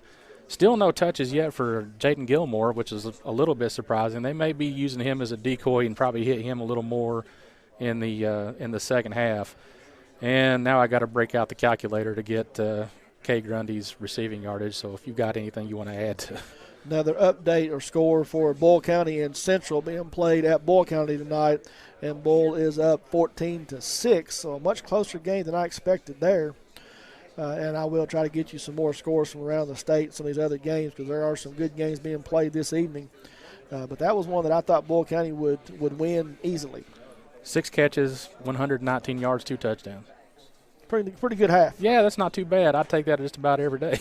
Pretty good game in one half. Yeah, exactly. And that's where most of the receiving yardages come from tonight. But Kai Sharon, if I recall, there's only had 1, maybe 2 errant passes, 1 into the end zone for Carson Guthrie, threw across his body to somebody trailing in the end zone, and 1 to Chaz Gilmore, who may have fell, before the ball got to him. But other than that, Kai Sharon's already thrown for 2 touchdowns and already having a heck of a game as well. Yeah, I can only think of 3 incompletions right now. You mentioned, most of them, the one in the end zone, the one to Gilmore, and then the one to Grundy right there at the goal line that he was trying to get something doing. But the Briar Jumpers, again, they came out. I felt like they came out a little bit flat. They did. And Breathitt County was a little more amped up, and they came out. Big strike touchdown, second possession, big run touchdown, and they, was ready to move on from tonight, what they felt like. But Briar Jumpers settled down, got this game back under control, and now this is where I wanted to see, Breathitt County, this is the first time they've trailed all year long. And now they go into halftime, and I'd be curious to see how they come out, if they try to start slinging the ball all over the field, or they try to keep Collins involved in the game, which I feel like they need to do if they have any chance to come back on these Briar Jumpers. Yeah, right now we've got Kai Sharon listed as 176 yards passing with 2 touchdowns. Not a bad half for that young man as well. Almost hitting his season average in the first half. Yeah. Yeah, pretty good night here. So we've still got 10 minutes here at halftime as the rain does continue to fall here at the Briar Patch.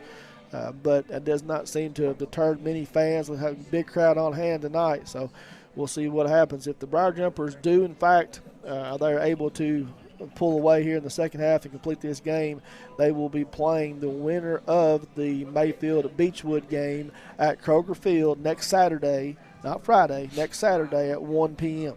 Rushing yards so far, number 2, Kai Sharon, also having a good game on the ground with 42 rushing yards.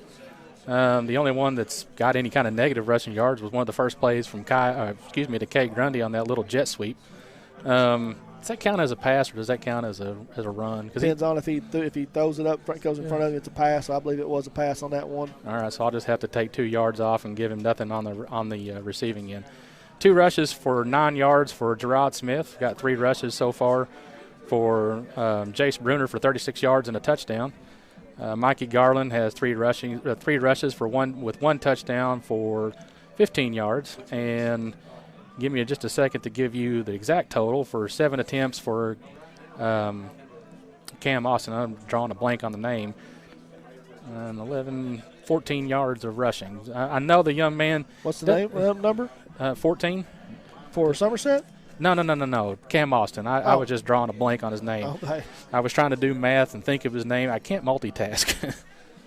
So not a bad offensive stat-wise for Somerset. Vice versa on the other end of the field. And I know that we've already called his name a few times, but the young man, number 24, has rushed very well tonight. He's already got over 100 yards and 2 touchdowns. But one of those is 83 yards right off of the initial play. So the stats might be a little bit skewed, but they still go in his favor. So you can tell where the offense is running through. Now, the one thing that I did notice right there at the end of the half, he had the ball in his hands, was a little slow to get up. So this might be the first time all year that young man's taking the pound and he's taking tonight. Yeah, that is. And I said I expected for Breathitt County to come in tonight and Somerset being the toughest opponent they played all year long. We've talked many times, beat it to death, about their strength of schedule, that they've not faced the offense that Somerset brings to the table, and they've not faced the defense that Somerset brings to the table. So they might just be just a little bit outclassed in this game. L&N Federal Credit Union has been in business since 1954. Set up as a financial cooperative, profits are given back to individuals by way of better interest rates, lower fees, convenient services, and resource programs. L&N can offer everything necessary for someone's personal or business finances. Stop by their Somerset location in front of Kroger Marketplace on 27 or go online at lnfcu.com. Equal housing lender and NCUA insured. Just got a text message from my buddy Matt Absher. Matt, I know that maybe you do get tired of doing the live reads, but it's got to pay the bills, brother. But I love you nonetheless. Happy birthday, by the way. Thanksgiving week, and this is a great time, especially for a high school student to be playing football, one of only 24 teams in the state. But this is also rivalry week in college football. And before we get into a little bit of that, the Wildcats, if you're at home watching the Kentucky game and listening to us on the radio, bless you, we appreciate it. Wildcats are leading the University of Birmingham 69-56, 1 minute, 20 seconds before the completion of that game. And my Wolverines, they got a big football game tomorrow, but the Wolverines come into the season undefeated. Who you play tomorrow's the Fighting Bob Boons? The Fighting Bob Boons. Yeah, good luck on that game. It's at Michigan, correct? It is at the Big House tomorrow, so that could help. That could help, and I'm really hoping. They're talking about some weather coming through. It's going to be down in the 30s, and maybe a chance of snow and rain. And I know that Justin Fields, quarterback for the Buckeyes, was something that he did not want to do, was play in cold weather, and he's been very fortunate this year and hasn't had to do that, but he may have to tomorrow.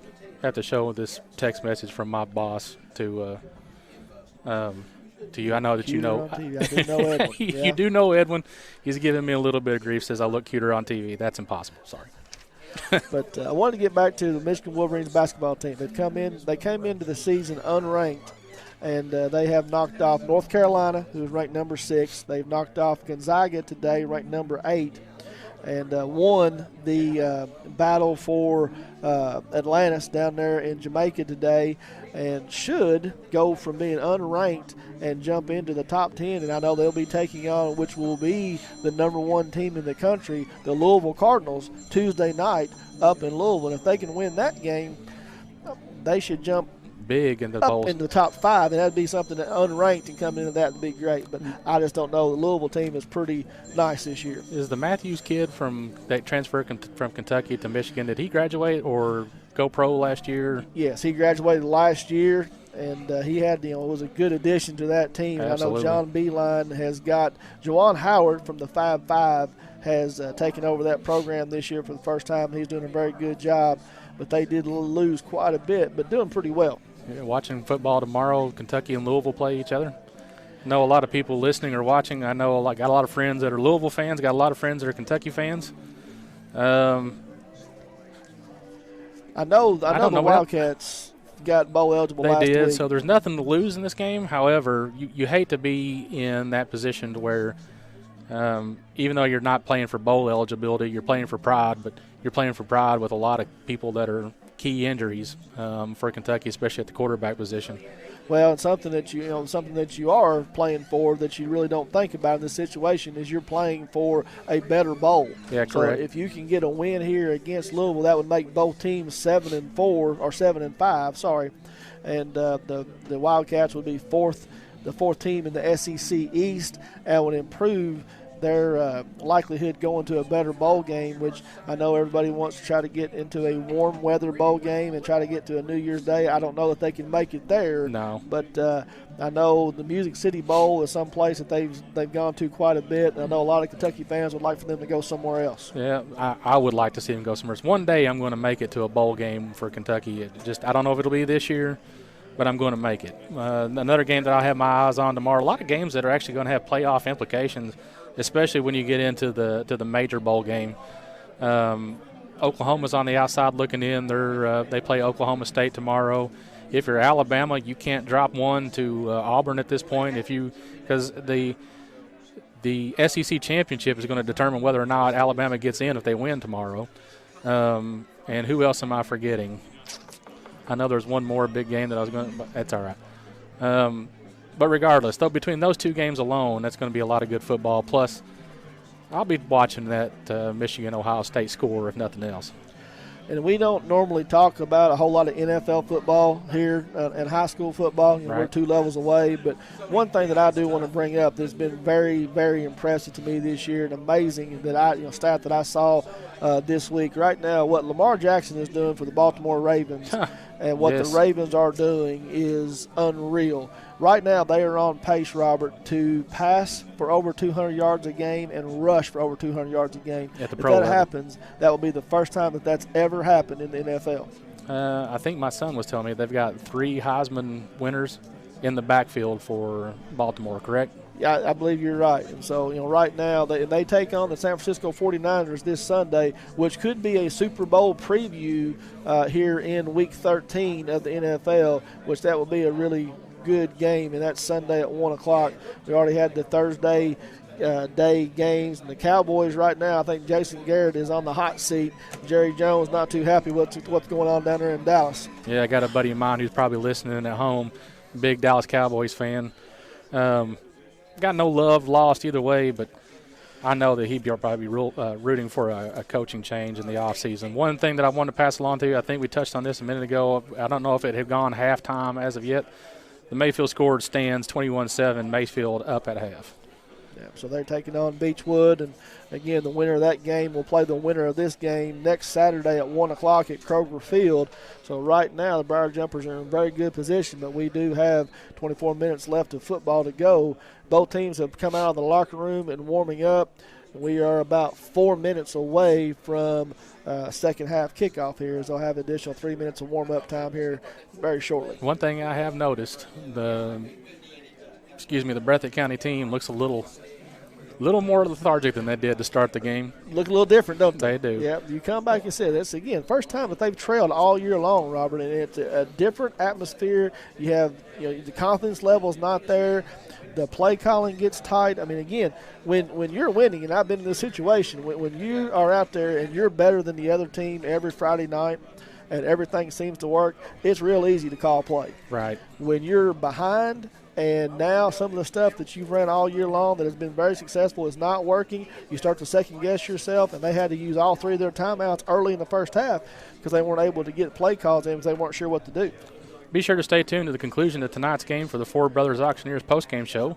We will be awarding the Modern Systems Defender of the Game and the Somerset Community College Offensive Player of the Game. Getting ready to get that 3-minute extra time on the clock. Any thoughts about the first half going into the second one, or maybe even a key to the second half? Well, and what they have to do, if Breathitt County does try to come out and start throwing the ball, they did have a little success throwing the ball in the first half. But, one big thing that could be a question mark here is Braxton O'Hara, the quarterback that came in, had the big long touchdown pass, shaking up there in the first half, and I do not see him out here warming up. So I don't know, how bad he was. Jalen Turner was the other quarterback that came into the game for Breathitt County. Now, they have run a 2-quarterback system all year long, so it's not like that they have an unproven man in there.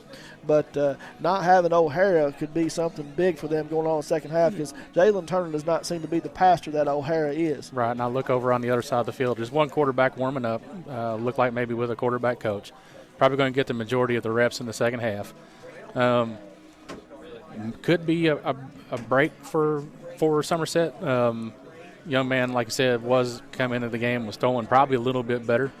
But I'm curious to see how that plays out, and if number 24, the Collins kid, if he's shaken up at all, or if he's just banged up more than he's been banged up all season. And for the Briar Jumpers, you just got to come out and protect the football. What you do not want to do, again, it's okay to punt. If you can drive the ball and keep Breathitt County back in deep position, that's one thing. But you do not want to turn the ball over and give Breathitt County a short field to play with. And 1 minute and 33 seconds left to go. We're going to turn it over to a quick timeout for a commercial break. To us, Kentucky is a great place to live, work, and play. At Toyota of Somerset, your dreams are important, and we love making them come true. If it's a new Toyota car, truck, SUV, or van, certified pre-owned or used vehicle, we've got you covered. Always a great selection, and we'll welcome your credit application and trade-in. And always a great deal. We're open until the last customer is served. So come on in. We're all about you. It's time to auction. Who you gonna call? Whether it's a farm, home, personal, or commercial property, Ford Brothers Auctioneers bring home the bacon for your next auction. On-site, online, simulcast, whatever works best for you, that's what we do. Award-winning marketing to support your auction. And FordBrothersInc.com has the most unique visitors for auctions in the market. Give us a call for your next auction. At Ford Brothers, we're selling the country. And we're back. 23 seconds left to go in halftime. Teams are out on the field. Well, Somerset team's out on the field. Breathitt County's going to the sideline for a little bit of final instruction before the start of the second half. And you hate to keep hammering home with the point over and over again, but let's hope that right now, if you're a Somerset fan, that you can walk down the field, put that Madden rule into effect, and put 7 more points on the board and really widen this lead. Yeah, that's what you want to do, come out of halftime and go ahead and drive one into the end zone and go ahead and extend this lead on out. Right now, the Briar Jumpers are going to line up right across the 20-yard line. Cam Austin, Kate Grundy, and Jaden Gilmore right at the 20. The Bobcats are going to come out, and Lane Weddle will place the ball down at the 40-yard line. They have kicked it. I've been surprised that they have kicked the ball in play all night long. I would not be surprised at all if they don't come out here with a little onside kick, though, and try to get the ball back to start the second half. Kind of exactly what I was just thinking. It's something that they went to a couple times last week. They didn't go to it at all at the first half. So right here is where you're going to want to try to get the ball back and take that Madden rule out of effect. So Weddle is going to kick, and he is going to kick it deep. And Jaden Gilmore is going to field it right at the 13-yard line. Foot slips out a little bit from him. He gets across the 25 up to the 30. They're trying to get that ball away from him, but he does get brought down right there at the 30-yard line, where the Briar Jumpers are going to start their first possession of the second half, 1st and 10 from the 30. You can't complain about the opening field position on that drive. I know it's not late. It's not late. I'm just going to remind myself it wasn't late. Number one came in way after the play was called. I don't know. Everybody's just trying to go for the ball. Nobody wants their season to end, so I can't sit here and say that it was a bad play or anything, but still, don't want to see that. Shotgun formation. Kaya's got one of his receiver to his left, one to his right. Turn around and hands it off to Cam Austin right up the middle. He's going to pick up just a couple of yards. He falls down at about the 32. So a gain of about 2 on the play, 2nd and 8. That's one thing Cam Austin's been doing. He's fighting hard for every single yard he's getting, and they backed it up. Looked like just a little bit, so they gave him maybe a yard and a half. Well, 2. Okay. We'll call it 2nd and a long 8. Excuse me. Briar Jumpers huddle up, get the play called, come to the line of scrimmage, send Jaden Gilmore wide to the left. Kay Grundy wide to the right to the near side. Two backs in the backfield with Kaya. Breathitt showing a little bit of pressure. Now backs out. Kaya drops back to pass. He's got Grundy. Got a man. He goes up for it. A little bit underthrown. He had his man beat.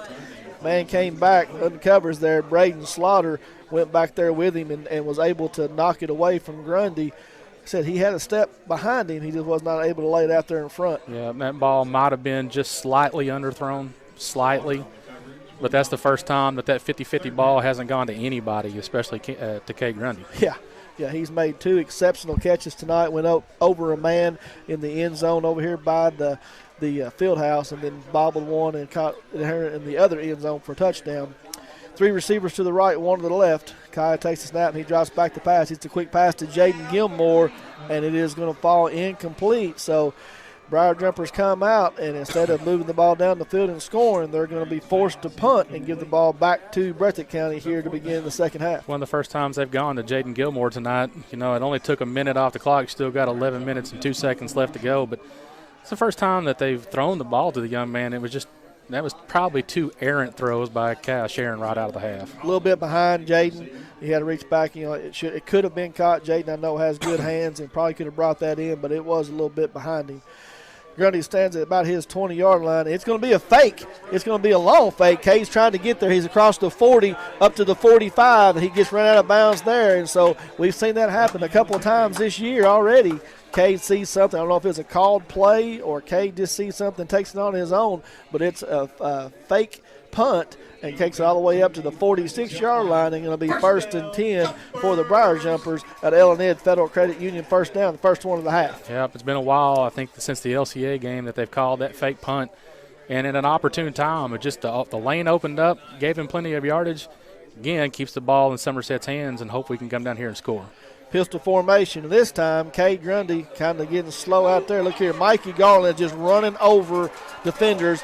Unfortunately, though, Kay Grundy didn't get set, and there's a flag on the play, and it's going to be brought back for a legal shift. Yeah, because Kay was not set. I saw Kaya was not looking out there to make sure he was set. Kay was just taking his time and did not get set on the play. So they're going to bring it back. Two big plays so far. Okay, well, I was trying to decide whether or not that's I guess it would be at the spot of the foul. No, it's a 5-yard penalty from the line of scrimmage. It goes back, so it is 1st and 15 here. Ball set at the 41-yard line. Same formation this time. Garland back in the backfield again. Takes a snap. This time he drops back to pass. He's got Gilmore open. Now he's going to scramble out to his left. He's looking. He's got Gerard Smith down there this time. He throws it up. It actually throws it over to Kay Grundy over there. But there's a flag down now back at the 38. Personal foul, roughing the passer this time on Breathitt County. So after the 5-yard penalty on the Briar Jumpers, they're going to get a free 15-yard penalty on the Bobcats, and the ball will go up across midfield down to about the 43-yard line. I was wondering if they were going to call that or not. I mean, I don't know that was blatant, but it was still right there in front of the judge. So Untimely if you're a Breathitt County fan, but timely if you're a Somerset fan. And now the rainfall has really started to pick up. Yeah, it is going to come down for the remainder of the game. So I expect, the ball to get slick. You're going to have to double skin it each time. Ball security is going to be paramount. You do not want to turn it over and give Bobcats any hope. Absolutely not. So that penalty does bring up an L&N Federal Credit Union first down for the Briar Jumpers at the 44-yard line. 1st and 10. Kai's going to try and hand it off to Mikey Garland. He just runs right straight up the middle up to about the 41-yard line. Going to gain about 3 on the play. Going to be 2nd and 7. Good hard run by the young man. Causes the clock to continue to tick. We're getting close to going under 10 minutes in the third quarter. I love the way he runs. It's a shame he had to get that 20 yards taken away from him a minute ago. That was a hard run. He was running over Bobcat defenders. So pistol formation again. Got Gerard Smith on the right. Mikey Garland straight behind him. Turns around, he's going to hand it off, fake it to Gerard Smith, and pitch it on an option out here to Mikey Garland. He gets tripped up by the 40-yard line. Turf Monster reached up and grabbed him, but he was able to fall just a little bit forward down to about the 36 on the play, and it's going to be 3rd and 3. It's sad probably how tickled I just got by that trip by the 40-yard line. Got him. I have to put that one in the bank for another usage sometime. So Briar Jumpers here, short yardage, closer to about 2, maybe a long 2. Jaden Gilmore is going to go wide to the left. Caden Grundy comes to the near side, wide to the right. Pistol formation. Cam Austin in the backfield right behind Kaya. Going to turn. It's a high snap, and it goes over Kaya's head, and there's the turnover that I was worried. And he's going to go back and get it, but all the way back to the 45-yard line. So what turned out to be a 3rd and short, snapped over his head, and now it's going to be 4th and about 21 yards, so they're going to have to punt it away again. Absolutely going to have to punt it away at this point. Now you're under the 9-minute mark. You're at 8 minutes and 55 seconds. Clock still ticking. Had you scored, you really would have put the pressure on because you'd have milked some time off the clock and really enlarged the lead. So right now, if you're the Somerset defense, if you're going to get the ball here, or if you're Breathitt County, you're going to get the ball.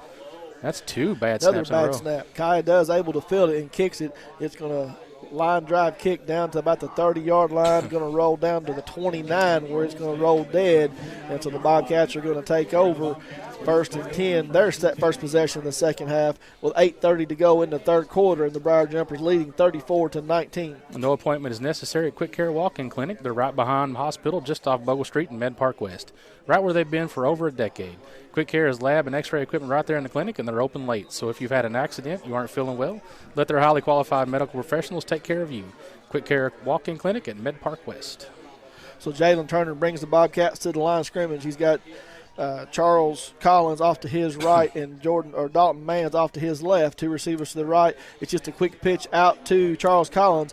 He makes a man miss, cuts across the 30 up to about the 34-yard line. Going to gain about 4 on the play. Going to bring up 2nd and 6. I like the way when that outside pitch, they string the ball outside very, very well. And he makes the right cut when you need it. So the young man has got some good field vision.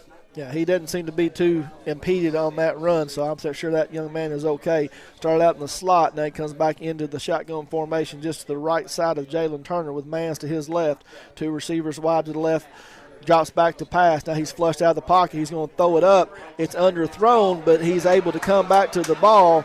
Gilmore was in coverage and never saw it, and he is going to complete it down to what a pass play.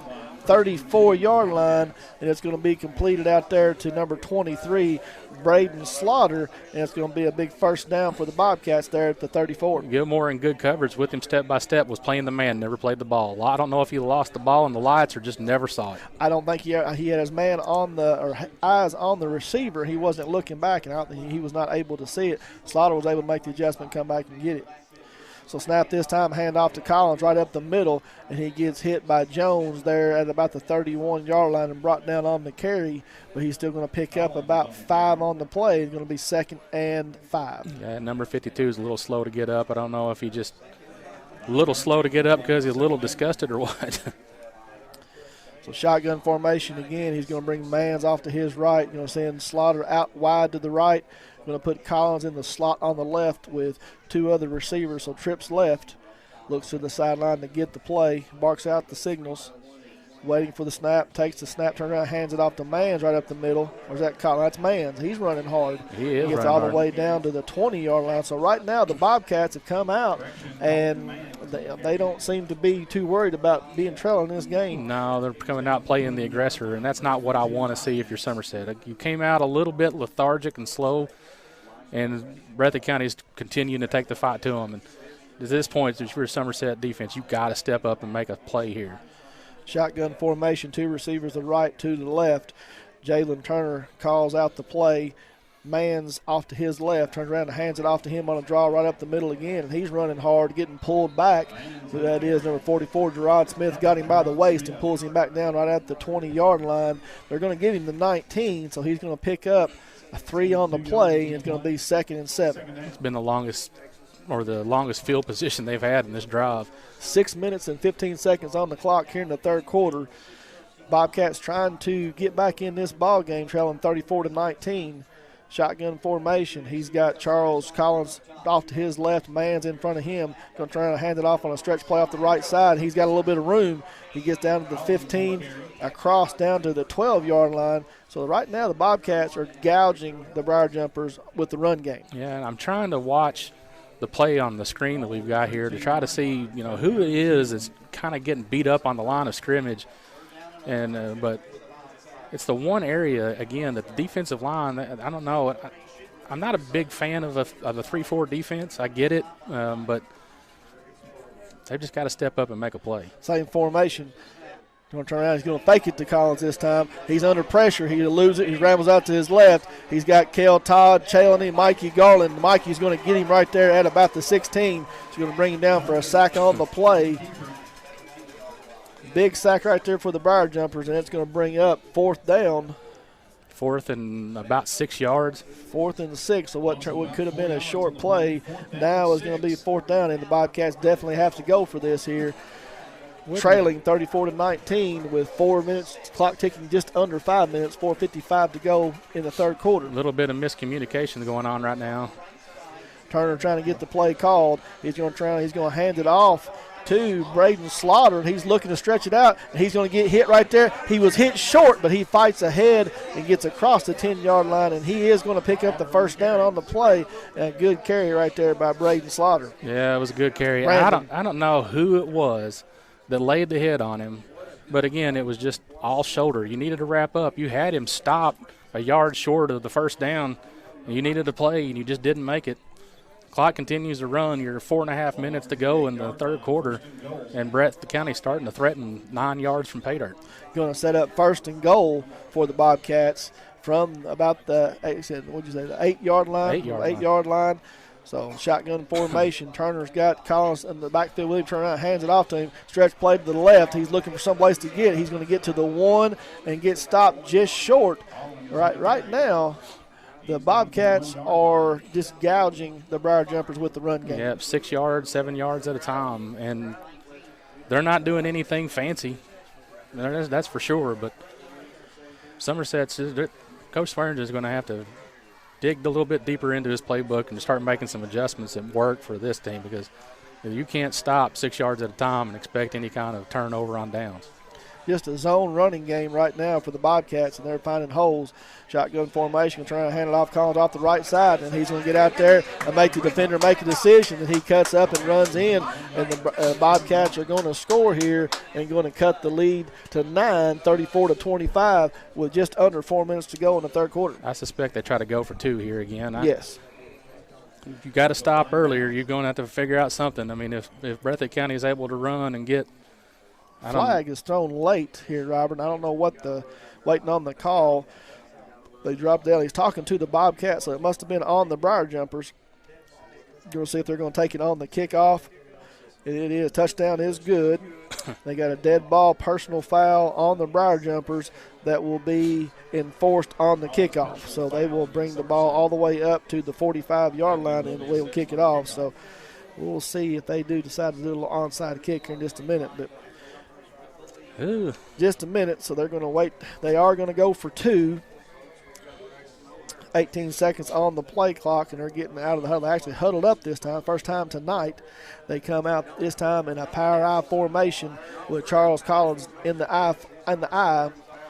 And I expect him to turn around and hand it off to Collins right off the left side, and they do. He's going to stretch it off the left. He's going to try to outrun the defenders, and he's not going to get there. Mikey Garland is going to tackle him well short and going to stop the two-point conversion, so the lead stays at 9 points with 3 minutes and 57 seconds to go in the third quarter. Briar Jumpers lead 34-25. A big thank you to Don Franklin Somerset Family of Dealerships, Kentucky, for presenting tonight's coverage of high school football.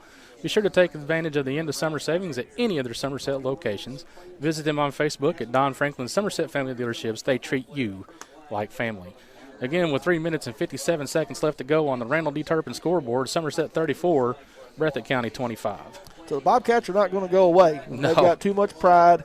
I know that Coach Moore over there has prepared his team well this year. They've not been in this type of game all year long, but they are not going to lay down and let the Briar Jumpers just walk away with this. So good to see them put up a little fight.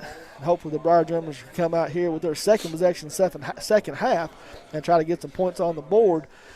They had to use the fake punt on the last possession just to get some positive yards. Then the big penalty brought it back, and they ended up having to punt it away. But so after the unsportsmanlike conduct on the Briar Jumpers after the touchdown, the ball is going to be placed down at the Briar Jumpers 45 to kick it off. And it looks like probably the most timely opportunity here to get the onside kick and try to get the ball deep into the territory, but he's marched back like he's not going to. Yeah, Weddle puts the ball down. Briar Jumpers are expecting some kind of trickery here, but he's going to kick it. He's just going to kick it deep, let the ball go into the end zone, and the Briar Jumpers come out to their 20-yard line, and they'll start first and 10 from their 20 with no time coming off the clock, so 3:57 to go in the third quarter. Could you or your family benefit from counseling services? Entrust Counseling is there to meet your needs by providing services in the office, home, or school. They even offer late night and weekend appointments. Call 676-0638. Check out their new website at entrust-healthcare.com. You can also find them on Facebook. Kaya got him in the huddle. Briar Jumper's going to come out. He's going to send Gilmore and Grundy wide to the near side. Gerard Smith going to be a tight formation on the left, and he's got Cam Austin in the backfield behind Kaya in the pistol. Gerard goes in motion. He's going to fake it to Cam and throw it out here to Kay Grundy right at the 20. He makes a move and gets tripped up right there after a short gain of about 3 on the play. Going to be 2nd and 7. It was a good play call. Just got no lead blocking up front. Was able to get caught from behind too. So it's not like I say, not a bad play call. Keeps the momentum going forward, but you're going to have to get more than 3 yards at a time when that Breathitt County offense is getting you for 6 or 7 at a time. They've played a 2-deep zone for most of the night and had single coverage out here on the wide receivers. This time they have Cade out wide to the left, Jaden Gilmore wide to the right. Going to turn around and hand it off to Cam Austin. He gets tripped up right as he gets the handoff, and he's going to go down for no gain on the play, and it's going to be 3rd and 7. 3rd and 7, not a position you want to be in.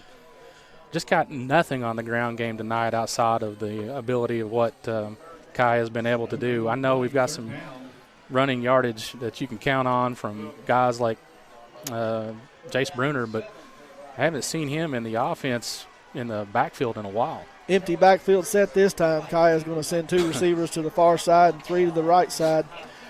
Breathitt showing a little bit of pressure. He comes off the right side. Kyle rolls away from it. He's under pressure. He throws it to Kay Grundy right at the 30. He's going to turn around and get upfield and is going to pick up the first down.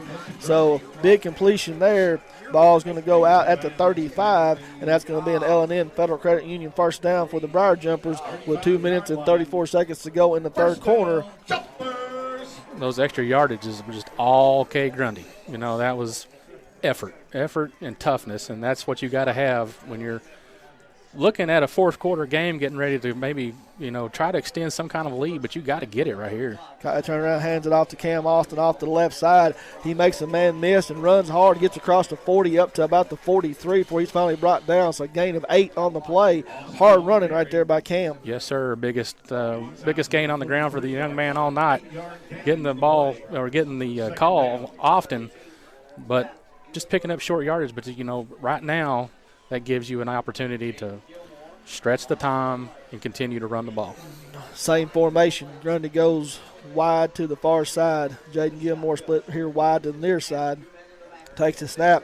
Kaya drops straight back looking to pass. He's got Grundy down there. He throws it up, and it was broken up this time by Jacob Noble on the play. So that young man has been in position all night long. Cady just went up and made 2 exceptional plays. A lot of hand fighting going on. Yeah, man, a lot of hand fighting. And I don't know about I get why you go to the call, because you're going to get some of those from time to time. But put yourself in a position now that you're 3rd and 2 yards, and that's about what you're averaging on the ground. Same formation again. Cam Austin behind Kaya in the pistol. Breathitt showing blitz on the play, and here they come. Hand off to Cam right up the middle. He's able to make one miss, get off it. The ball comes out. The ball is loose, and Cam's fumbled on the play, and the Bobcats are going to recover it. So he was able to get the first down yardage that he needed, but fighting for extra yards, and the ball comes out, and Breathitt County is going to take over 1st and 10 on their 48-yard line, trailing 34-25 with 1 minute and 46 seconds to go in the 3rd quarter. Yeah, that's like, again, you don't need to give this Breathitt County team any kind of momentum, because good grief, you just don't have much going for it. This is probably one of the not the best 3rd quarter I've ever seen out of this Somerset team. So the first turnover of the night for the Briar Jumpers comes at a bad time when they were trying to take some more time off the clock and extend their lead after Breathitt County came down and scored and just took it and did what they wanted to do on the last possession. Jalen Turner's got Collins off to his left and Mans to his right. Turner hands it off to Collins on a stretch play to the right side. This time the Briar Jumpers did a little better job of stringing him out, but he's still going to pick up 3 on the play across midfield up to about the 51, where it's going to be 2nd and 7. Got a injured player on the other end of the field. I can't tell who it is. I don't know if it's a cramp issue or what, but he's down holding his leg. Magic Monograms has moved to 110 Creek Terrace, conveniently located off North Highway 27 between Big Lots and Backyard Burger. The place for custom embroidery, screen printing, and so much more. They can put your designs on medical and athletic uniforms, corporate and school apparel.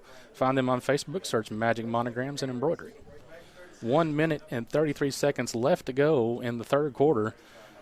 Somerset with an untimely turnover, giving Breathitt County a little more momentum to hopefully not score, but that's exactly what they're going to try to do.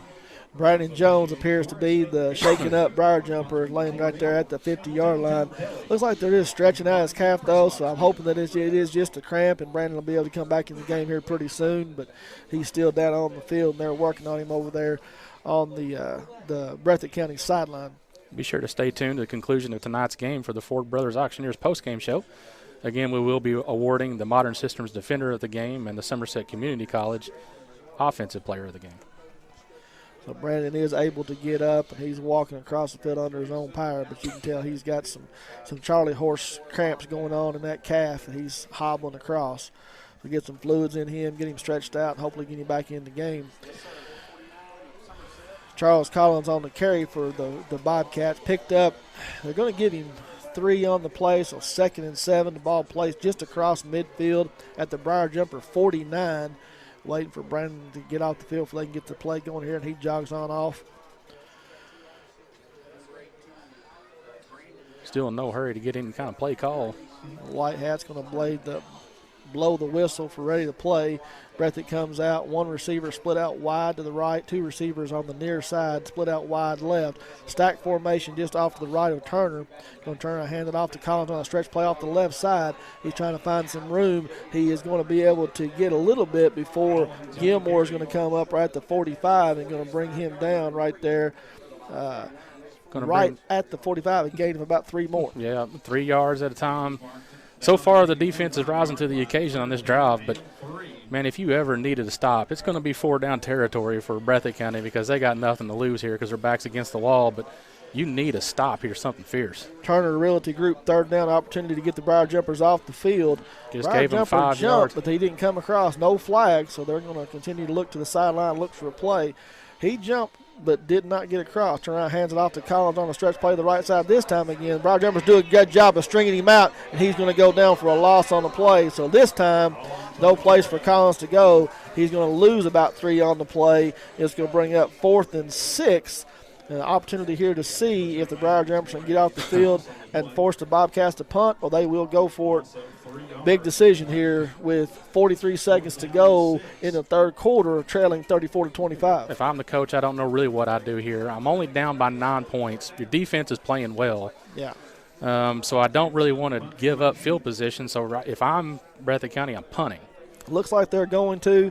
Lane Weddle is back around his 38, ready to punt, but I would not be so sure if they don't fake it, but they're not. Weddle's going to put it up. It's a high end over kick, and Kay's going to take it right at the 15. He's going to cross the 20 to the 25, makes a man miss, gets up to the 30, and he gets driven down into the turf right there. So a good play by the Bobcats in coverage, but the Briar Jumpers are going to be able to pick up about 18 on the return and be first and 10 out right at the 30. At Whitus Cabinets, they provide their customers with friendly service. They value your business and their mission to provide reliable products and services.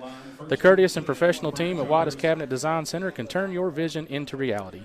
Visit the Whitus Cabinet Design Center on the corner of South 27 and Slate Branch Road to learn more about what they can do for you.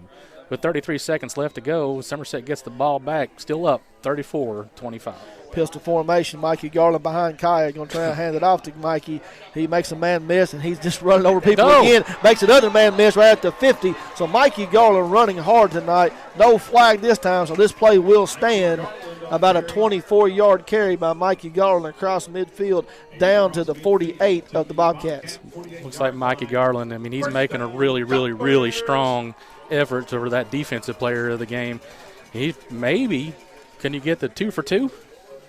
We've never done it before. But I don't think so. There's nothing saying that we can't.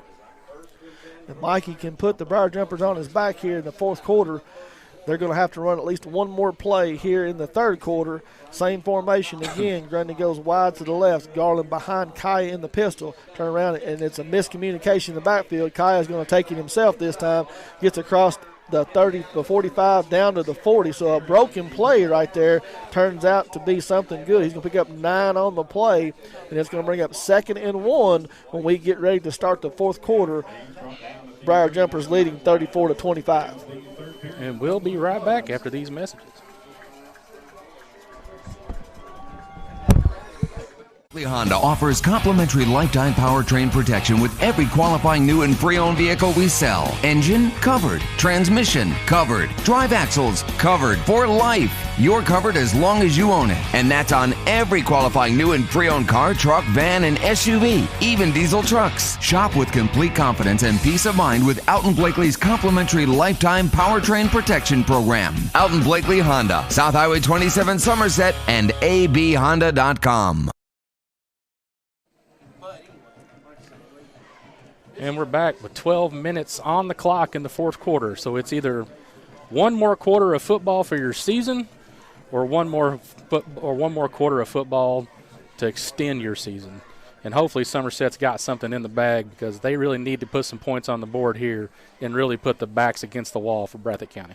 12 minutes away from going to the state tournament next week at Kroger Field, a state championship game against the winner of the Mayfield and Beechwood game. Be the first time that the Briar Jumpers have been in the state final since 2006, which was Robbie Lucas's first season. So 11 years later, trying to get back to state championship game. Briar Jumpers come out 2nd and 1, pistol formation. Bobcats showing pressure, turns around and hands it off to Garland. He has to sidestep the man in the backfield, but he's going to run hard and back his way down to the 36-yard line where he is going to pick up an L&N Federal Credit Union first down for Somerset. That was a good hard run, good little spin move to get the extra yardage to fall backwards and keep momentum going forward. Again, milk the clock, get some points on the board. You do that, and the game drastically changes for Breathitt County, especially with the amount of rainfall that we're seeing right now. The score from the western part of the state right now, Mayfield has extended their lead, and they lead 28-7 over Beechwood. Kai's going to turn around. He's going to pitch it out to Kay Grundy on a little screen. He's got some room trying to make a man miss. He gets drug out right at about the 10-yard line. That was a little bit extra. Now, he pulled him down right by the face mask. And just, well, be nice, Robert. Be nice. I told you I was going to try to do a little better job of that. Try not to let my emotions get involved. It was on the far side from us, and I couldn't tell if he had him by the shoulder pads right underneath the face mask. But they're going to mark him down to 13, which is possible. But the neck was turned in towards and that's possible too.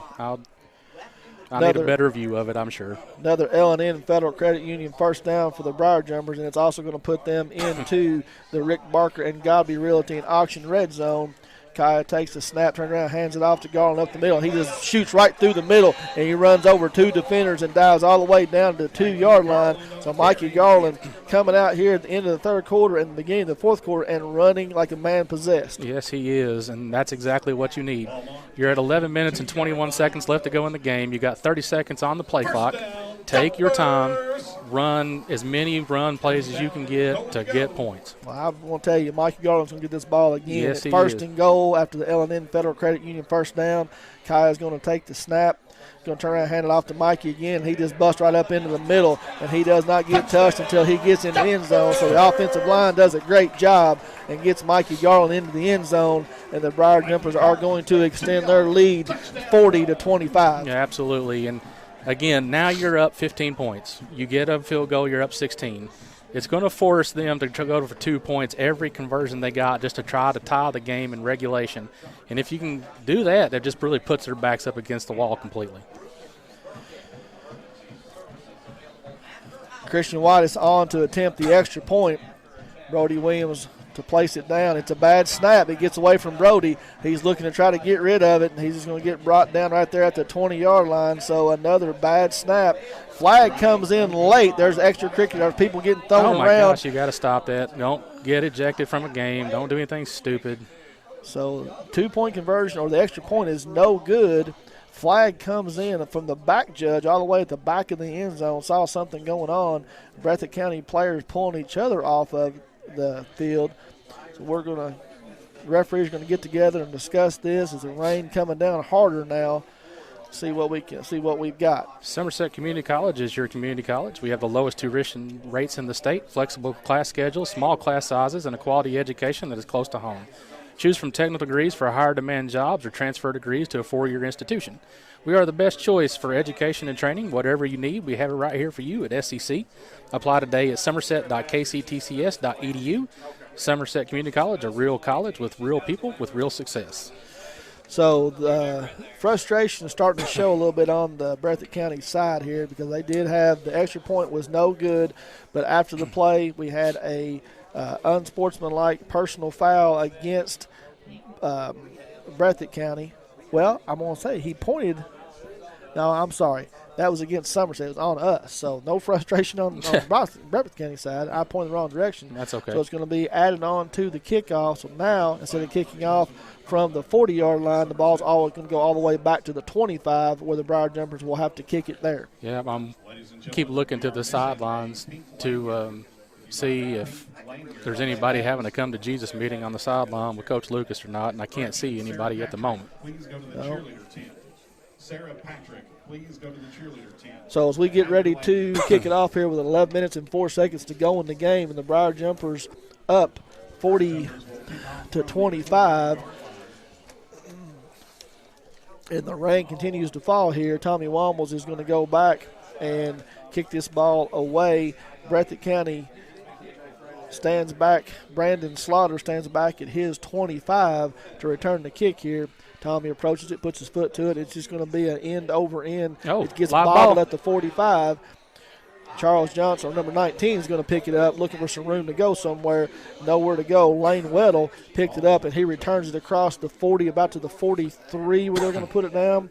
So Breathitt County is going to start, and they really need to try to put some points on the board if they want to stay in this game. A big thank you to Don Franklin Somerset Family of Dealerships Kentucky for presenting tonight's coverage of high school football.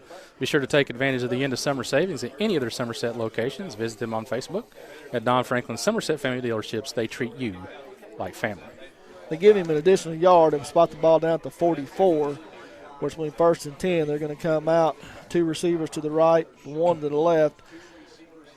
Jalen Turner is in the shotgun formation. He's got Collins off to his left, turns around. It's a fumble. He puts it in the gut of Collins, and it comes out. So Ball's going to go down. He's going to lucky bounce. He's going to bounce right back up in his hands, but they are going to lose 3 on the play, and it's going to bring it up 2nd and 13. Mikey Garland comes up holding his hand. I don't know if he got a finger stubbed or what, so hopefully that don't come back to play any kind of problem, because that young man's having a heck of a game. He really is. Shotgun formation this time, 2 receivers to the right, 2 to the left. Man's in the backfield besides Turner this time. Collins goes in the slot on the left, drops back looking to pass. He's going to throw it, and Cale Todd dropping back in covers and just almost had it. Almost had an interception, and it tips off his fingers and falls incomplete, and going to bring up 3rd and 13. A Turner Realty Group 3rd down for the Briar Jumpers with an opportunity to get off the field. Saw Cale Todd out there pointing at the end of his fingers. He knew that he had that one in his hands. It was just a little bit high, but it was still an excellent try to make a play on that. It's a kudos to the young man for the extra effort. I'm sure the Briar Jumpers are going to have to get 2 stops here. Bobcats will not punt this away down 15 with 10 minutes and 21 seconds to go in the game. Turner moves Collins over to his right, 3 receivers to the right, 1 to the left. Turner takes the snap. It's a screen out here to the right, and that did not fool anybody. No. And Brandon Jones is there. Glad to see that young man come back. Yeah, man. And they had that one sniffed out right away, and that's going to be another loss of 3 on the play. Going to bring the ball all the way back to the 36-yard line, and because of that, they are going to have to come out and punt now. Yeah, I mean, that's going to force them. And I tell you, I'm going to say this. Hats off to this Breathitt County team. They have played outstanding football. They have come into the Somerset house and just taken a fight right to them. And kudos for Somerset for standing up to that fight, but I've been very, very impressed with this Breathitt County team. Lane Waddle is going to stand at about his 26-yard line, but before they get the punt away, they're going to have to take a Toyota of Somerset timeout. That's Breathitt County's first of the second half with 9:40 to go in the game, and the Briar Jumpers leading 40-25. Don't feel great, just can't wait? Well, Quick Care is open late. Just walk in at their clinic in Med Park West, just off Bogle Street behind the hospital. Hours are 9 a.m. to 7 p.m. weekdays and 10 to 3 on Saturday. No appointment is necessary for accidents, ailments, chronic conditions, as well as health services like sports physicals, flu shots, and health screenings. They accept most major health insurance plans, and they can bill the insurance companies directly. Quick Care Walk-In Clinic at Med Park West. With 9 minutes and 40 seconds left to go in regulation, Somerset leads 40-25. Bobcats probably looking at a punt situation right here. I don't expect any kind of trickery right here, Robert, with it being 4th and about 20 yards, 4th and 18. But you never know. But Grundy's going to stand back at about his 35-yard line. Lane Weddle has punted the ball well tonight. He stands at about his 22. He's going to take the snap. He's going to roll out to his right. He does get it away. It's a high end-over-end kick, and Kay's going to take it right at the 31. He takes it up the middle, makes one man miss, and he's going to be brought down right at the 40-yard line where the Briar Jumpers are going to take over 1st and 10 from their 40. Henderson Chiropractic, committing to relieving your pain using the true principles of chiropractic care. Their caring, helpful team strives for excellence through extraordinary service and patient education. Dr. Henderson provides chiropractic care for injuries that occur during sports, auto accidents, work-related activities, or just everyday wear and tear.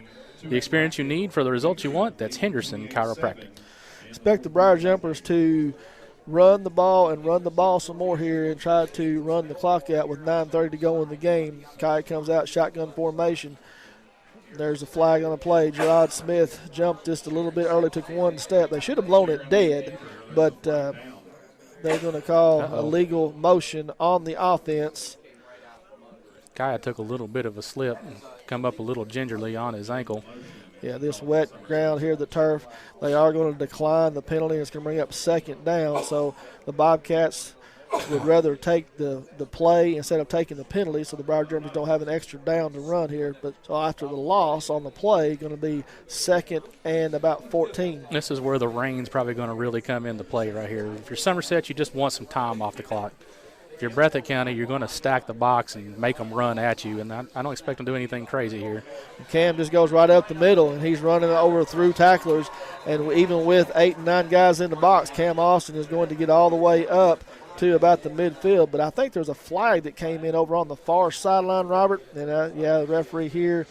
And it's going to be another illegal shift on the Briar Jumpers again. 2 in a row. So 2 in a row. I didn't see anybody move that time, but I'm sure Breathitt County is going to take that penalty this time. It's going to back them up. So the ball now is going to be placed back at the 31-yard line. Yeah, continuously backing them up, so it gives them 2nd and 20. Not in a position you want to be in right here because you just don't want your back against the wall. The time is against Breathitt County, but you don't want to play a field position game with them.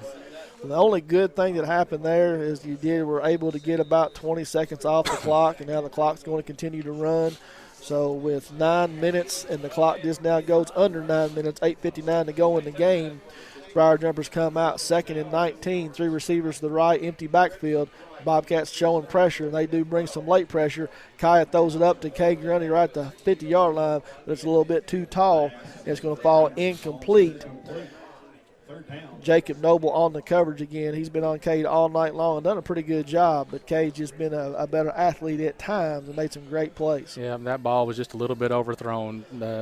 Cade got an inside position. If he'd have just thrown it a little bit lower, he'd have got the first down. But that's okay. But the problem with the pass play on that is he just stops the clock. Stops the clock.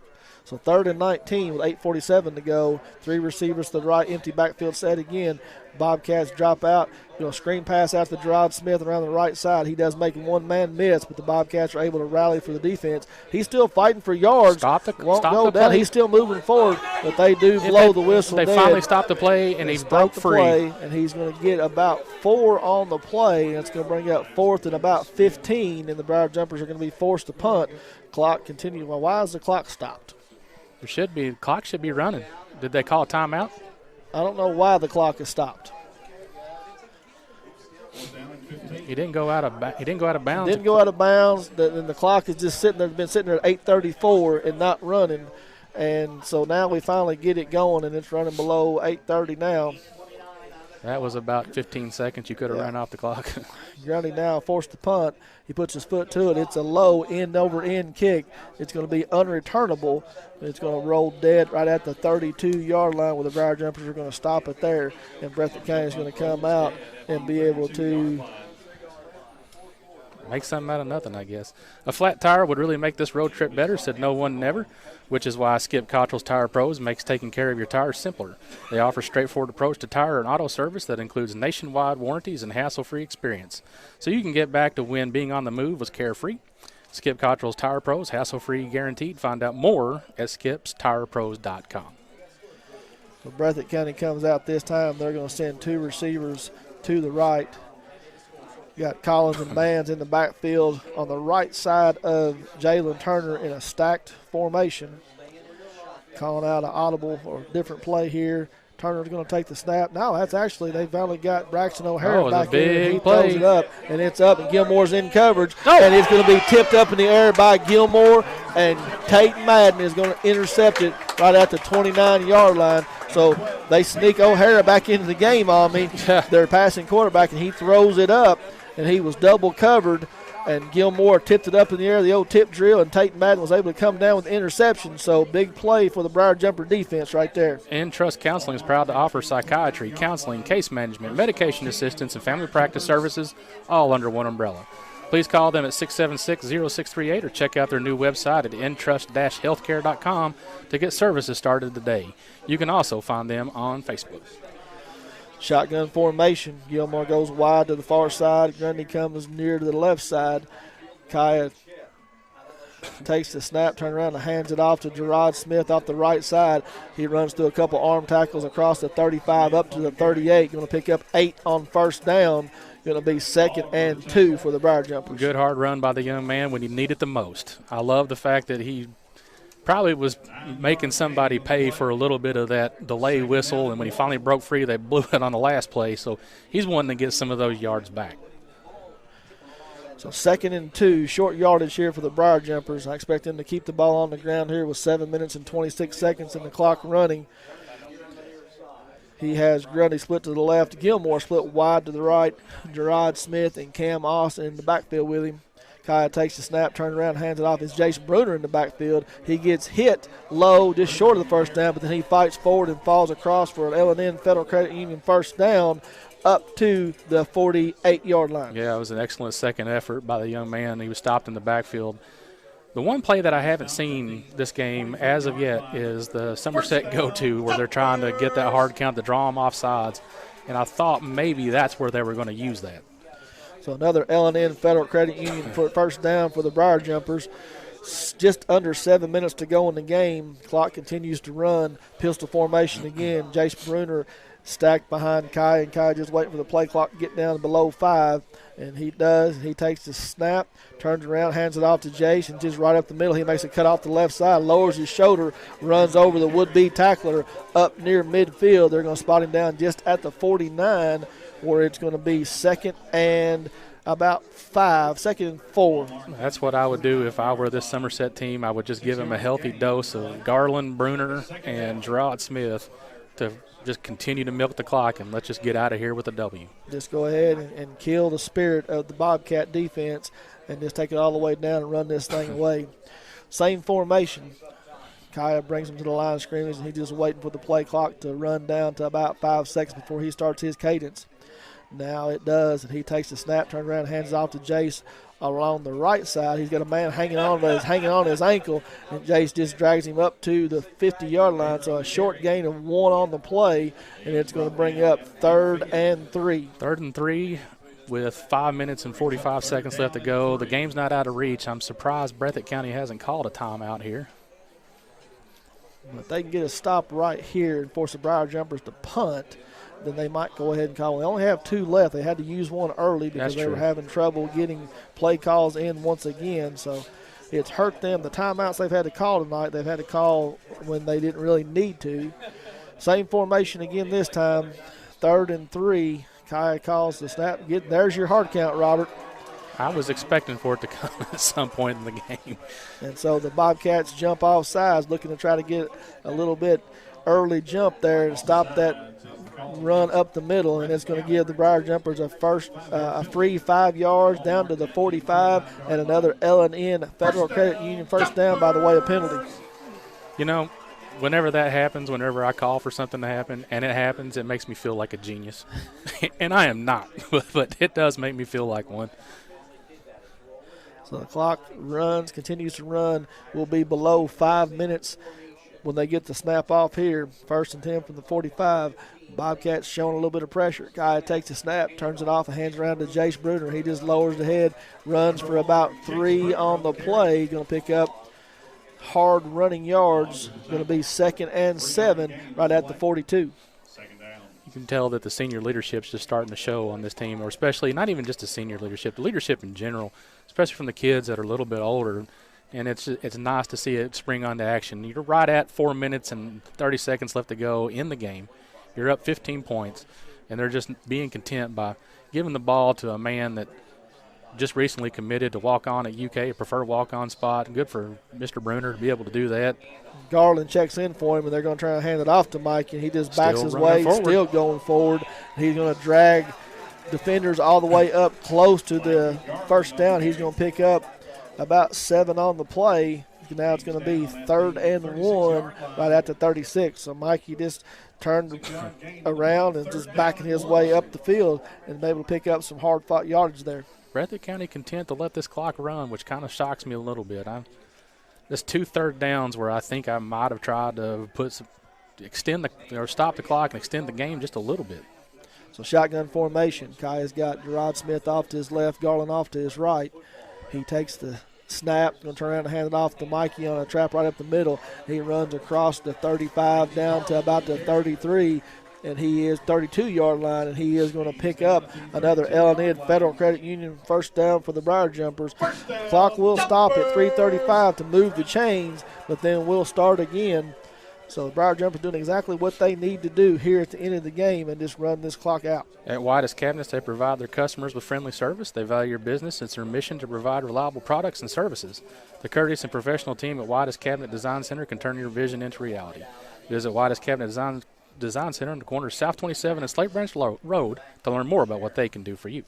Shotgun formation. Kaya takes the snap, turns around. He fakes it to Cam Austin and keeps it himself up the middle, fighting for more yards. Bobcats were bringing a double A-gap blitz, and Kaya saw it, was able to pull it out of Cam's belly and run it right up the middle, and he's going to pick up about 8 on the play down to the 24-yard line, where it's going to be 2nd and 2 with 2 minutes and 45 seconds to go in this game. getting a little bit closer. I can feel it start to, the confidence probably starting to swell a little bit. Somerset out here being patient, trying to run the clock off. If you're Breathitt County, again, a couple of occasions here that they've just not stopped the clock, and I can't figure that one out. Shotgun formation. Kaya's got Cam Austin and Gerard Smith in the backfield, turn around and hands it to Cam this time off the right side. He gets off tackle. He's fighting for extra yards. Breathitt County trying to strip that ball out. They blow the whistle, blow it dead right at the 20-yard line. He's going to pick up first down yardage on the play, so another L&N Federal Credit Union first down. Ball goes down right at the 20-yard line, and that puts them into the Rick Barker and Gobby Realty and Auction red zone. And a couple more plays, and this game might be over, Robert. Yeah, we're looking at getting under the 2-minute mark. You're up 15. You're at 1st and 10. Game's kind of in control. The only thing that I can say about this Breathitt County team, they played super well, but again, I will probably question the no use of the timeouts for a while. Gerard Smith on a little counter off to the right side. He's going to be brought down for just a short loss on the play. Going to take it back outside the red zone to the 21, and it's going to be 2nd and 11. And the Bobcats now are going to take their second timeout of the second half. So a Toyota of Somerset timeout with 1 minute and 35 seconds to go in the game, and the Briar Jumpers leading 40-25. Since 1979, Modern Systems has been defending communities all across Kentucky, and they are proud to be a part of the communities they serve, committing time and sponsorships to numerous charities like Project 5810, Relay for Life, March of Dimes, Heart Walk, local school programs, and many more. Modern Systems are your neighbors and your friends, and they work 24/7 to protect the things that matter most to you. From homes to businesses to schools and churches, let Modern Systems be your trusted name in security. 1 minute and 35 seconds left to go in the game. Somerset leading 40-25. So they are 1 minute and 35 seconds away from going to Kroger Field next week. And looks like they will be taking on the Mayfield Cardinals. It has not gone final yet, but they are leading 35-7 over Beechwood with 7 minutes and 8 seconds to go in that ball game. So what a lot of people thought would be the championship game in 2A is either going to include the Mayfield Cardinals, the Lexington Christian Academy Eagles, or the Somerset Briar Jumpers. The Briar Jumpers knocked out Lexington Christian and left Mayfield and Somerset, and that looks like that's going to be the state final matchup in 2A, Robert. Yep, 1 minute and 35 seconds from punching that ticket. Pistol formation, got Cam Austin behind Kaya. He's going to turn around and hand it off to Cam right up the middle. And by this time, the Bobcats are able to stop him in the backfield for another short loss. It's going to be 3rd and 12, and they call their final timeout of the game, a Toyota of Somerset timeout with 1 minute and 30 seconds to go. Timeout, Breathitt County. No appointment is necessary at Quick Care Walk-In Clinic. They're right behind the hospital, just off Bogle Street in Med Park West, right where they've been for over a decade. Quick Care has lab and x-ray equipment right there in the clinic, and they're open late. So if you've had an accident or you aren't feeling well, just walk in and let their highly qualified medical professionals take care of you. Quick Care Walk-In Clinic at Med Park West. 1 minute and 30 seconds left to go in the game. Breathitt County calls a timeout, sets up a third and about 13 yards to try to continue to run the clock. And Breathitt County came over into Somerset tonight, and said a lot of people didn't know what to expect because of their strength of schedule. But I'll tell you what, Breathitt County has put up a hard fight and had 2 big early touchdowns that let you know that they were not just going to come in here and just hand this game to the Briar Jumpers. But I think physically, Briar Jumpers had just outplayed them offensively and defensively and taken the fight out of them. 3rd and 14 here for the Briar Jumpers. Kaya waiting for the play clock to go down to 5. He takes a snap, turns around and hands it off to Cam. He gets pressure right in the backfield. The Bobcats are just sending the house right now, trying to get the Briar Jumpers stopped. And it is going to be 4th down, another loss on the play. Going to be 4th and about 16 with 1 minute and 15 seconds. And I'm sure the Briar Jumpers is going to let this play clock run all the way down under a minute, run a 4th down play, and be content to give the ball back to the Bobcats and make them have to go about 75 yards. Yep. 1 minute left to go in the game. So looks like Somerset's going to be able to cruise their way on into Kroger Field. And I tell you right now, man, nothing feels better. I'm so happy for this team. I look across the field and I see a lot of kids that are young, and what I hope that the kids that are freshmen, sophomores take away from tonight's game is the amount of hard work you got to do in the off season. This game's not won tonight. It is won back in January and February in the weight room, and that's the one thing that I hope that these young men get, because they've got enough talent on the sidelines for another run coming up pretty soon. The Briar Jumpers let the play clock run all the way down to 1 second, and they take their first Toyota of Somerset timeout of the second half. Be sure to stay tuned to the conclusion of tonight's game for the Ford Brothers Auctioneers postgame show, where we will be awarding the Modern Systems Defender of the Game and the Somerset Community College Offensive Player of the Game. And I know the young man who's going to get Defensive Player of the Game, but he's making an awful big statement to try to get that Offensive Player of the Game as well. How do you I don't know. It's going to be tough. Well, you've had two young men, in Kai Sharon and Kay Grundy, who put on a heck of a show here tonight.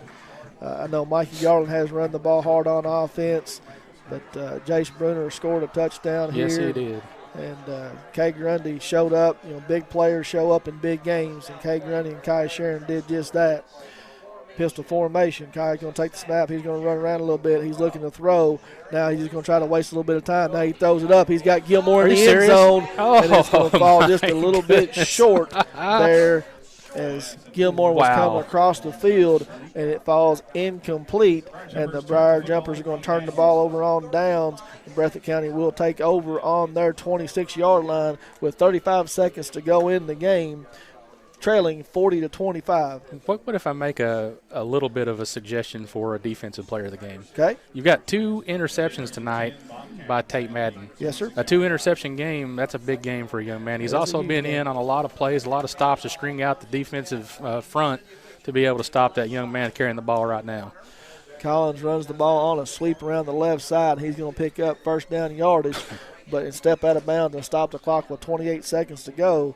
But they're going to have a miracle, going to have a long touchdown, and then have to get an onside kick in order to even get in this game. So I think it's just going to be a little too late. Yeah. And talking about your Tate Madden, I can't disagree with you. I mean, that's a big game by that young man. There's been some big plays step up here, but 2 interceptions on the night. He's been in on some big tackles. Tate Madden, we're glad to have that young man back. He was injured earlier in the season and missed a couple of games. Yeah, man. They're going to say Collins stepped out just short of the first down, so it's going to bring 2nd and 1 for the Bobcats. They finally get the change reset. Gets the snap, turn around, and hands it off to Collins again. He cuts right up the middle. He is going to get first down in yardage, but he's going to be brought down on the play by Jace Bruner and number 66 for the Briar Jumpers, Nathan Hart. Spike the ball here and stop the clock. Yeah. And that's what they do. So with 18 seconds to go, going to spike it into the ground and try to get another play off.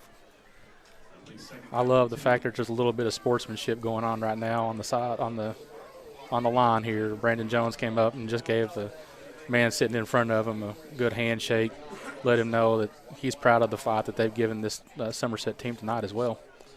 Shotgun formation. Jalen Turner takes the snap and he throws it out there to the left side. Pass complete over there to number 14. That's Jacob Noble, and he's going to get about 11 on the play right across midfield down to the 49. It's going to be 1st and 10 for the Bobcats, but they're out of timeouts with 11 seconds to go. I think they might see in 6 seconds the clock is running. So takes the snap, turns around and hands it off to Charles Collins off the left side. And sleep, clock runs out. Collins is still trying to get some extra yards, but that's going to be it. And the Briar Jumpers are going to win the semi-state matchup against the Breathitt County Bobcats 40-25 and move on next week to take on the Mayfield Cardinals in the 2A state championship game at Kroger Field. Absolutely, and that's an astonishing feat for this team. 24 seniors, when we started off the season, we knew we had something special. And to be able to get back to the title game, first time in 13 years, it's a good time to do it. Again, if there's anybody from Breathitt County listening, well, a lot of people maybe doubted this football game tonight, thought that Somerset be a 3 or 4 touchdown favorite. I didn't know what to expect. I know that strength of schedule, people have been talking about that all year long. But this Breathitt County team is very, very good.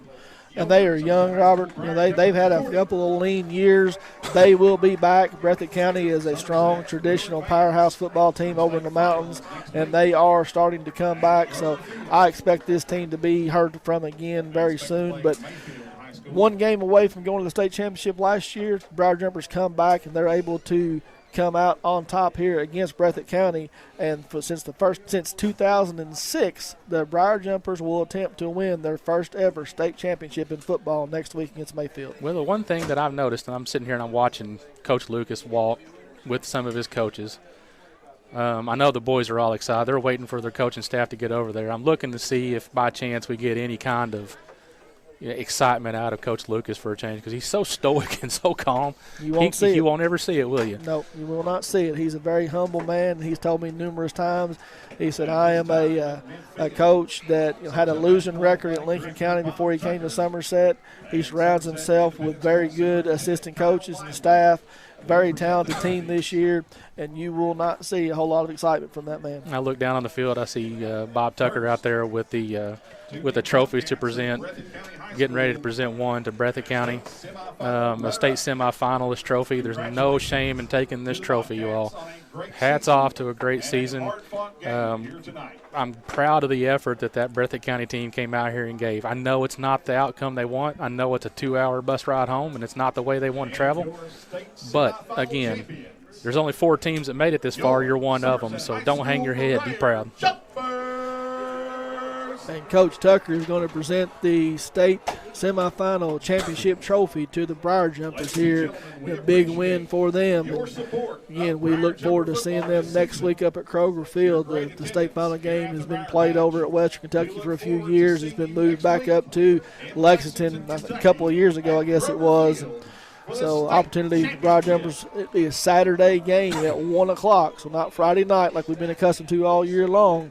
It will be Saturday at 1 o'clock against the Mayfield Cardinals. Ought to be a very, very interesting matchup between Somerset and Mayfield. And this becomes my second favorite thing. I love seeing the team hoist Mr. Alex Miller up in the air, give him the trophy and let him celebrate. I fully believe, and I know that most people probably would agree with this if you're a Somerset fan, if that young man stays healthy, we're a favorite to win it. Oh, I think we still go into this game as a favorite. Mayfield is a team that has, I want to say they have 15 state championships. Wow. I think that's real close if that's not exactly right. So Mayfield is a team that has been there before. They know what to be expected, and they're going to go up there and they will be ready for us. But I don't know how that you can't make the Briar Jumpers a favorite in that game. So we got 2 awards to hand out tonight, one for Offensive Player of the Game, one for Defensive Player of the Game. I've kind of made a little bit of an argument for both. But, Chris, where do you want to go? Let's go Defensive Player first. Well, Defensive Player first to maybe give you a little bit of time to get some stats on the offense. I'd like to hear what it ended up being. I know that, like I said, Kate Grundy had a big night. Said big players turn out in big games, and he did just that. I know we had, I think, 7 or 8 different ball carriers. But I think you made a good case for Tate Madden, in a state semifinal game. And for that young man to be in on some of the tackles he was on and take away 2 interceptions and one gets tipped up in the air, I think I'm with you there that you make Tate Madden your defensive player of the game. I fully expect that, and it's good for Tate Madden to get out here on the field. My math skills are a little bit slower than probably what you expected. However, Cade was on his way on, what would I say, 119 yards at the halftime. He only had 3 more touches in the game, 2 more in the entire second half. He was kind of shut down pretty well by a Breathitt County defender. Only ended up with 17 more yards that he started with in the second half. So the young man's still going to end up with 136 yards and 2 touchdowns, which is no slouch of a game. Also on the receiving end, I've got actually no change on the receiving end. Am I right on that? Outside of Kay Grundy getting a couple touches, did they just keep the ball on the ground for the most part in the second half? They ran a whole lot in the second half. I know that he did throw a couple incompletions, and I don't know that he did. I think he did throw. He caught Gerard Smith on a screen down here for one play. But other than that, I don't remember him throwing to any of the receivers. I don't remember either. But as you're getting through that, I'll go. There are some more finals in the state right now.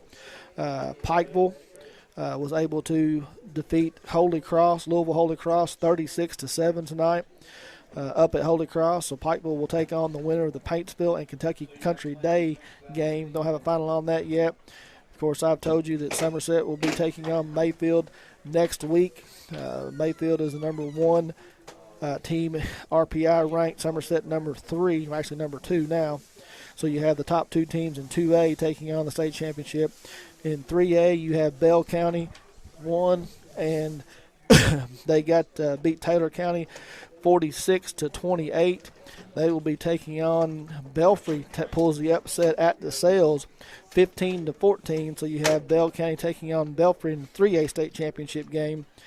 Boyle County was able to hold on and defeat Central 31-14 in the 4A game.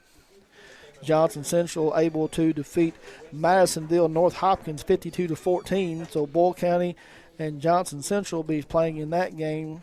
And then in 5A, Covington Catholic was able to shut out Bowling Green 28-0. Frederick Douglass was able to defeat Owensboro 28-17. So you have Covington Catholic taking on Frederick Douglass in the 5A game.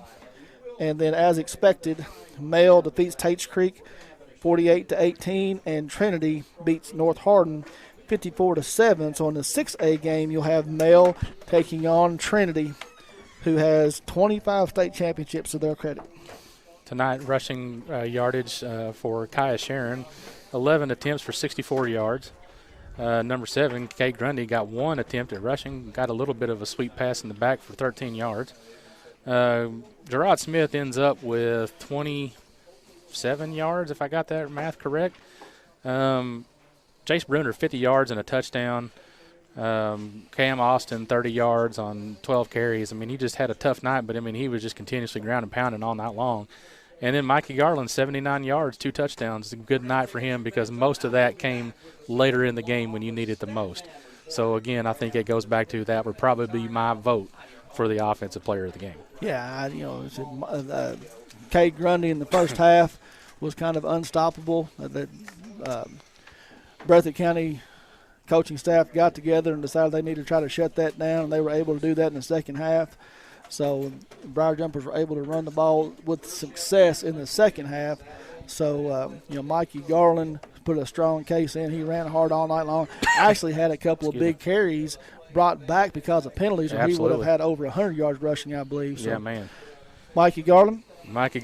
Offensive player of the game for the Briar Jumpers here is a lot of fans and parents and players, even with the rain coming down, out here to support and congratulate these Briar Jumpers as they will be returning to the state championship game next week at Kroger Field. Again, 1 o'clock, we're taking on Mayfield Cardinals Saturday next week. What a great regular season.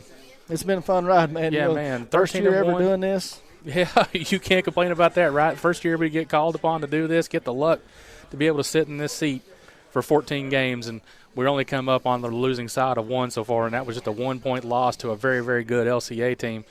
And, again, if you're a Breathitt County fan, you're still tuned in listening, kudos to the young men in the blue and white. I hope they have safe travels tonight. Everybody that came over, be safe. The rain's going to cause the road conditions not to be great. But it was a good win for the Somerset Briar Jumpers, and we'll just get geared up and rested and get ready for next week. Yes, sir. So those of you all, again, I know Thanksgiving Day is over, but continue to spend time with your families. Enjoy the Thanksgiving weekend. Cyber Monday coming up. Don't tell my wife. Get ready for that, and everybody be safe going home, and we will see you guys next Saturday up in Lexington. Be safe for Jeremiah Jones. We have a big crew here helping us here tonight. Kevin Lloyd here. Should we just say Pat Harris, everybody but the center? Everybody, yeah. Everybody but the center moved. Yeah, exactly. But for Robert Reed and Chris Staten, guys, we appreciate you all listening in, and we'll see you guys next week. All right, good night, everybody. Good night.